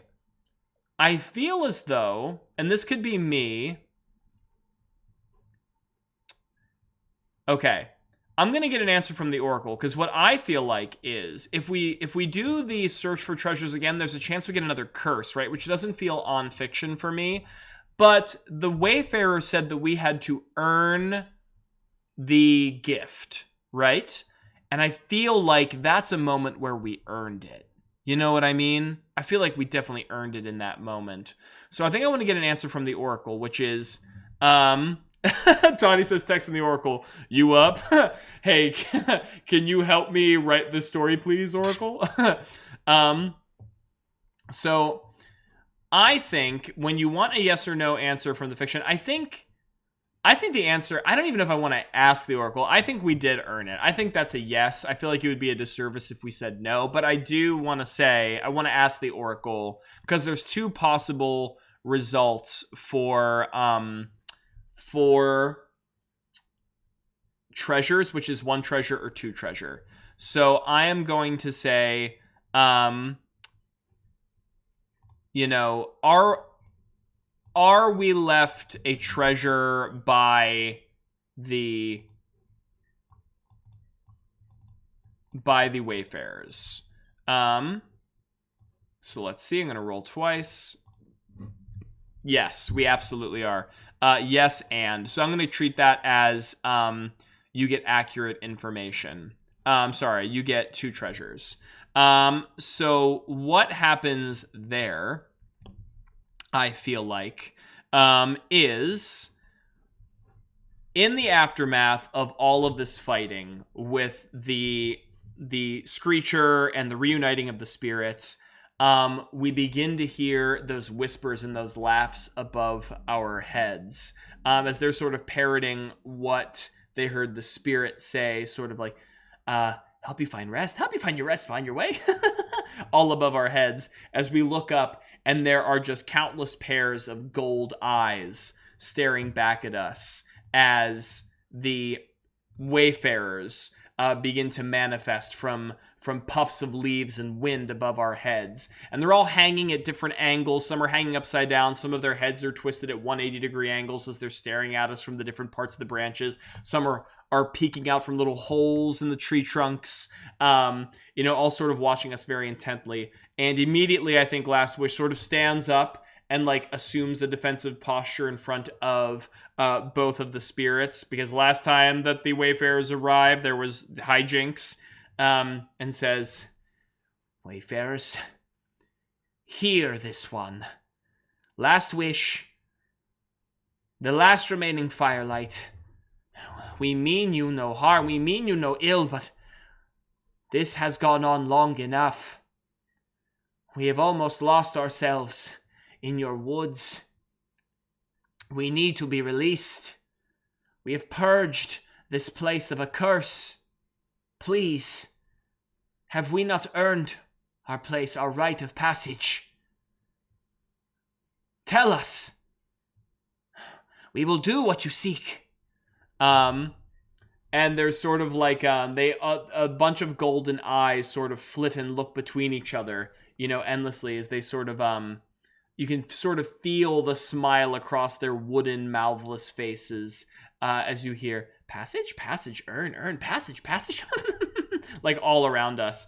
And suddenly there's, they all explode into puffs of leaves, and then they become a massive burst of wind and a wall of autumnal foliage, just like they did before when they pushed us into the teleporter, as they appear beneath us in the clearing, right?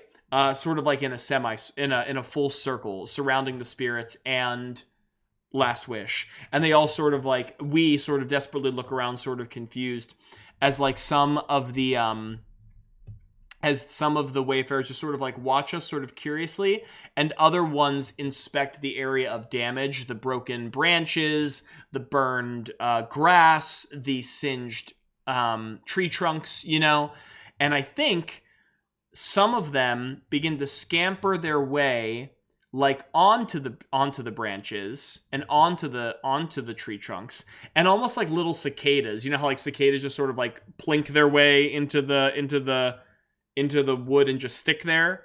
I think some of them do that. They just sort of hang there, and you can see their eyes start glowing gold, as they just sort of begin to vibrate very intensely. Their head shaking frantically as they're sort of channeling some sort of energy into the trees. And you can see as they're doing that, some of the bark begins to heal, and some of the bark regrows, and the branches begin to unfurl, and the grass springs up greener.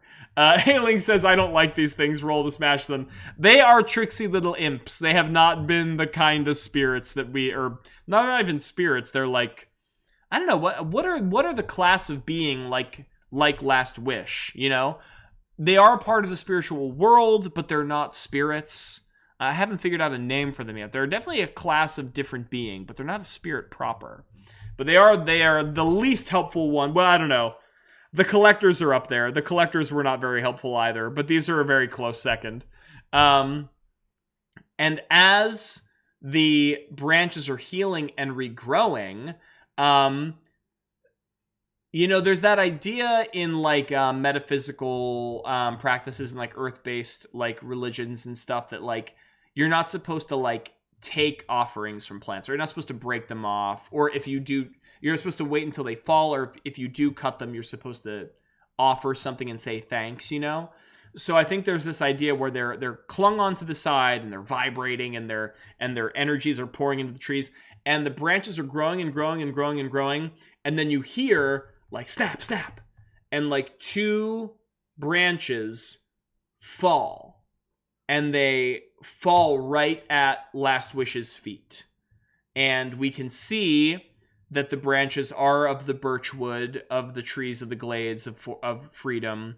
They have like that same autumnal foliage, and they're covered in those runic markings, you know, those carvings that denote that it is one of the enchanted trees from the forest that act as portals, you know. And they both land at our feet. And then all the Wayfarers' eyes like smash, like I almost said smash, swing to like train themselves back on Last Wish again, as they sort of like all speak out of different angles. Earned passage, earned passage, earned passage. Great thanks, great thanks. Purge curse, purge curse, purge curse. As they all sort of like nod like in eerie unison towards Last Wish as we reach down, sort of tentatively putting our hand above the branches. This is for Last Wish? As they all once again nod in eerie unison, never blinking, the golden orbs constantly trained on us as they nod, as we slowly take the branches and we like put them back underneath our cloak. Thank you. This one has spoken ill of the Wayfarers. But I think I know why the Protectors led us here. I think this one knows why you did what you did. And like the Wayfarers all tilt their heads sort of curiously. Did what we did, did what we did, did what we did, like sort of echoing around us. You knew that there were spirits trapped here. You must have known. Spirits like Chibet. But without a firelight, without someone to lead them away from the glade, they could never leave. And they sort of just stare unblinkingly, neither confirming nor denying. This one had to learn what it would be to lose if they were to find the strength to keep fighting. In a way, you have helped us, whether you realize it or not. And they just sort of parrot back, realize or not, realize or not, realize or not. And they all nod their heads in unison again. They do have, Loki says they're so simple-minded that they really know better. I don't know. I mean, I think that's the thing. I think these creatures are so alien even to us, right? Like, who is to say? Like, I'm kind of getting very big Fae vibes. You know, obviously it's not the Fae. It's a different, you know, genre of story. But, like, you know, they might operate in a way, they might think in a way that is so abstract to us that, like, who's to say if they are being purposeful or not? They definitely have their own way of doing things, and it's tricksy and harsh. but like, you know, maybe there is a purpose behind it. Who are we to say? I don't think we'll ever know. Ailing says, don't forgive them, throw them into boiling water. I think they have the numbers advantage on us. As they sort of nod their heads, and we like look back to them solemnly, and we nod back.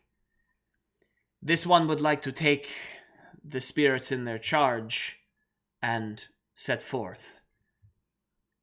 Wayfarers, this one is afraid that it does not know the way. Will you help us? And the Wayfarers all look between each other once again.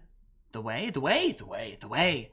As they all explode out into a big a collection of leaves and wind again, as they become a giant torrent, and they push forward as they hit the three of us, to the two spirits and Last Wish in the chest, and lift us up off our heels and push us towards one of the trees nearby where the runic symbols glow, which got us into all of this trouble in the first place.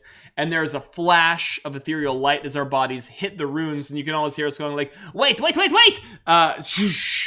And there's another flash of light, as we also probably Candyland shrugs, says Loki, as we are once again sent to another vision of freedom. We're sent to another vision of what our lives would be like, sort of living the best version of it, having this out-of-body experience. And I think what we see is we see ourselves in a version of the veil which is once again healed. It has never known the darkness of the corruption of the curses or the doom of the veil. It is warm and it is bright, and it is, I think what we are doing is we are standing atop one of the platforms that lead into the flames of the beacons, like we led Kisara into. And there is just, as far as we, and we're sort of flanked with another firelight, perhaps the same firelight that we saw in our previous vision that we took the spirits from, right? And there is like an endless line of spirits just stretching as far as the eye can see in like an orderly single file queue throughout the valley, down into different parts of the world, that are all sort of smiling warmly and calmly and at peace, knowing that they are moments away from being ushered into the other side. As we are beckoning the spirits forward. We are looking to our other firelights and exchanging, kind and brave words. We can feel the protectors now having infinite influence over their healed spiritual realm, sort of watching down upon us, sort of like golden rays of their light, like baking the valley and like empowering the beacons, as like to each spirit we look towards, as they like look towards us, as we say like our final remembrances, like you have journeyed long and hard, and you deserve to find your peace. Go. Join the protectors. Join in the fires of the beacons, and ever burn as a spirit healed, anointed, and one. As they like nod and they step into the gateway of flame, as their bodies discorporate into the flames, just like Kisara did. It's not painful. It is pleasing. It is the warmth embrace of the afterlife, as they completely fade, as the the opposing firelight looks at us and nods. Another soul gracefully and gratefully sent. Last Wish. This one thanks you. This one thanks you. As they nod back and forth to each other, and as the teleportation journey ends, as we appear on the other side, instinctively we scramble around and look for both Anar and Chibet, expecting to be separated from our charges, and yet on two different trees very nearby, in the same glade, Anar and Chibet appear. They manifest, and they both have that same sort of far away look in their eyes, that like they just experienced something grand. Ailing says, I want whatever Last Wish is smoking. I want to see that best version of my life. And Loki says, it's the high Q. Talking about the spirit line, I suppose. Yeah, that makes sense. Well, everybody now, Anar and Chibet, are enjoying this wave of emotions as well, as they all appear together once again in the glade, and they can look and they can see the path leading them outward back into the world.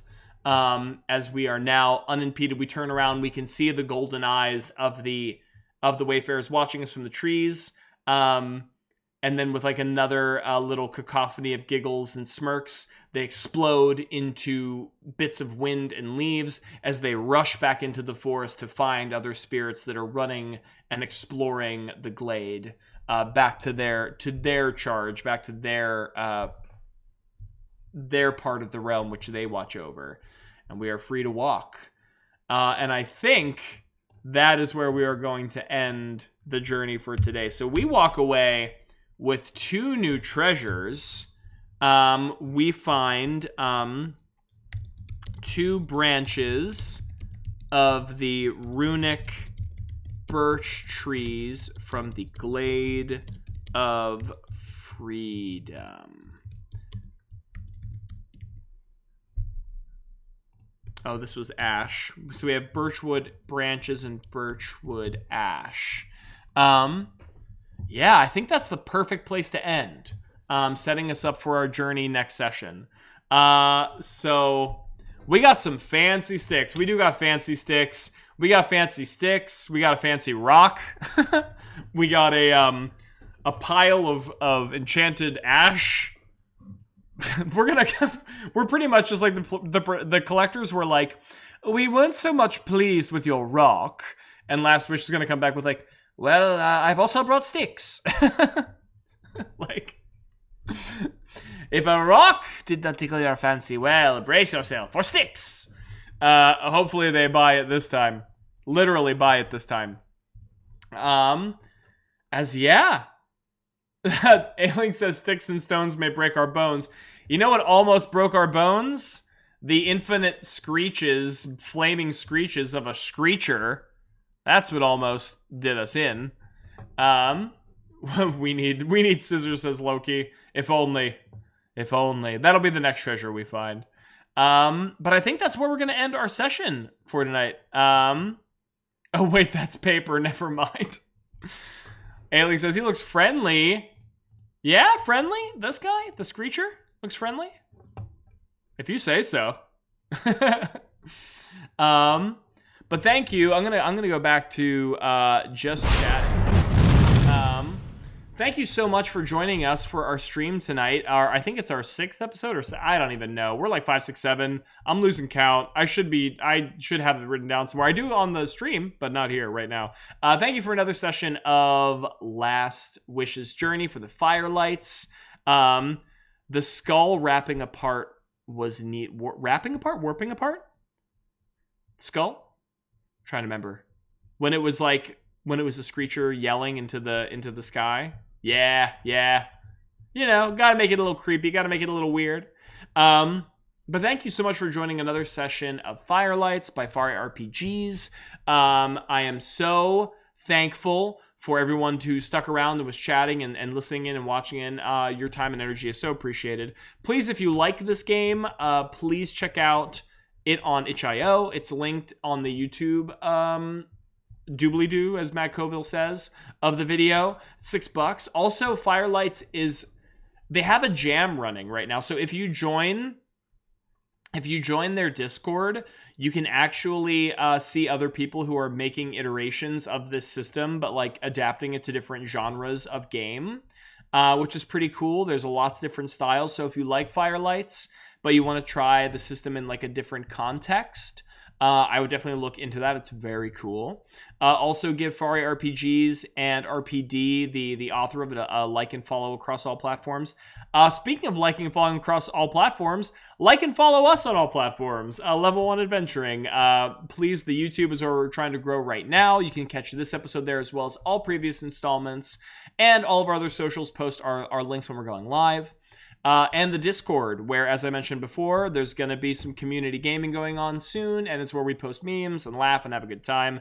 So I highly recommend you join the Disco there. Thank you so much for Streamlabs and Stream Audio, Streamlabs and Stream Spell. Sorry, for giving us all of the cool visual effects tools that make our stream look so awesome. And if you want to use some for yourself, there's an affiliate link down below, which you can use to upgrade your own streams.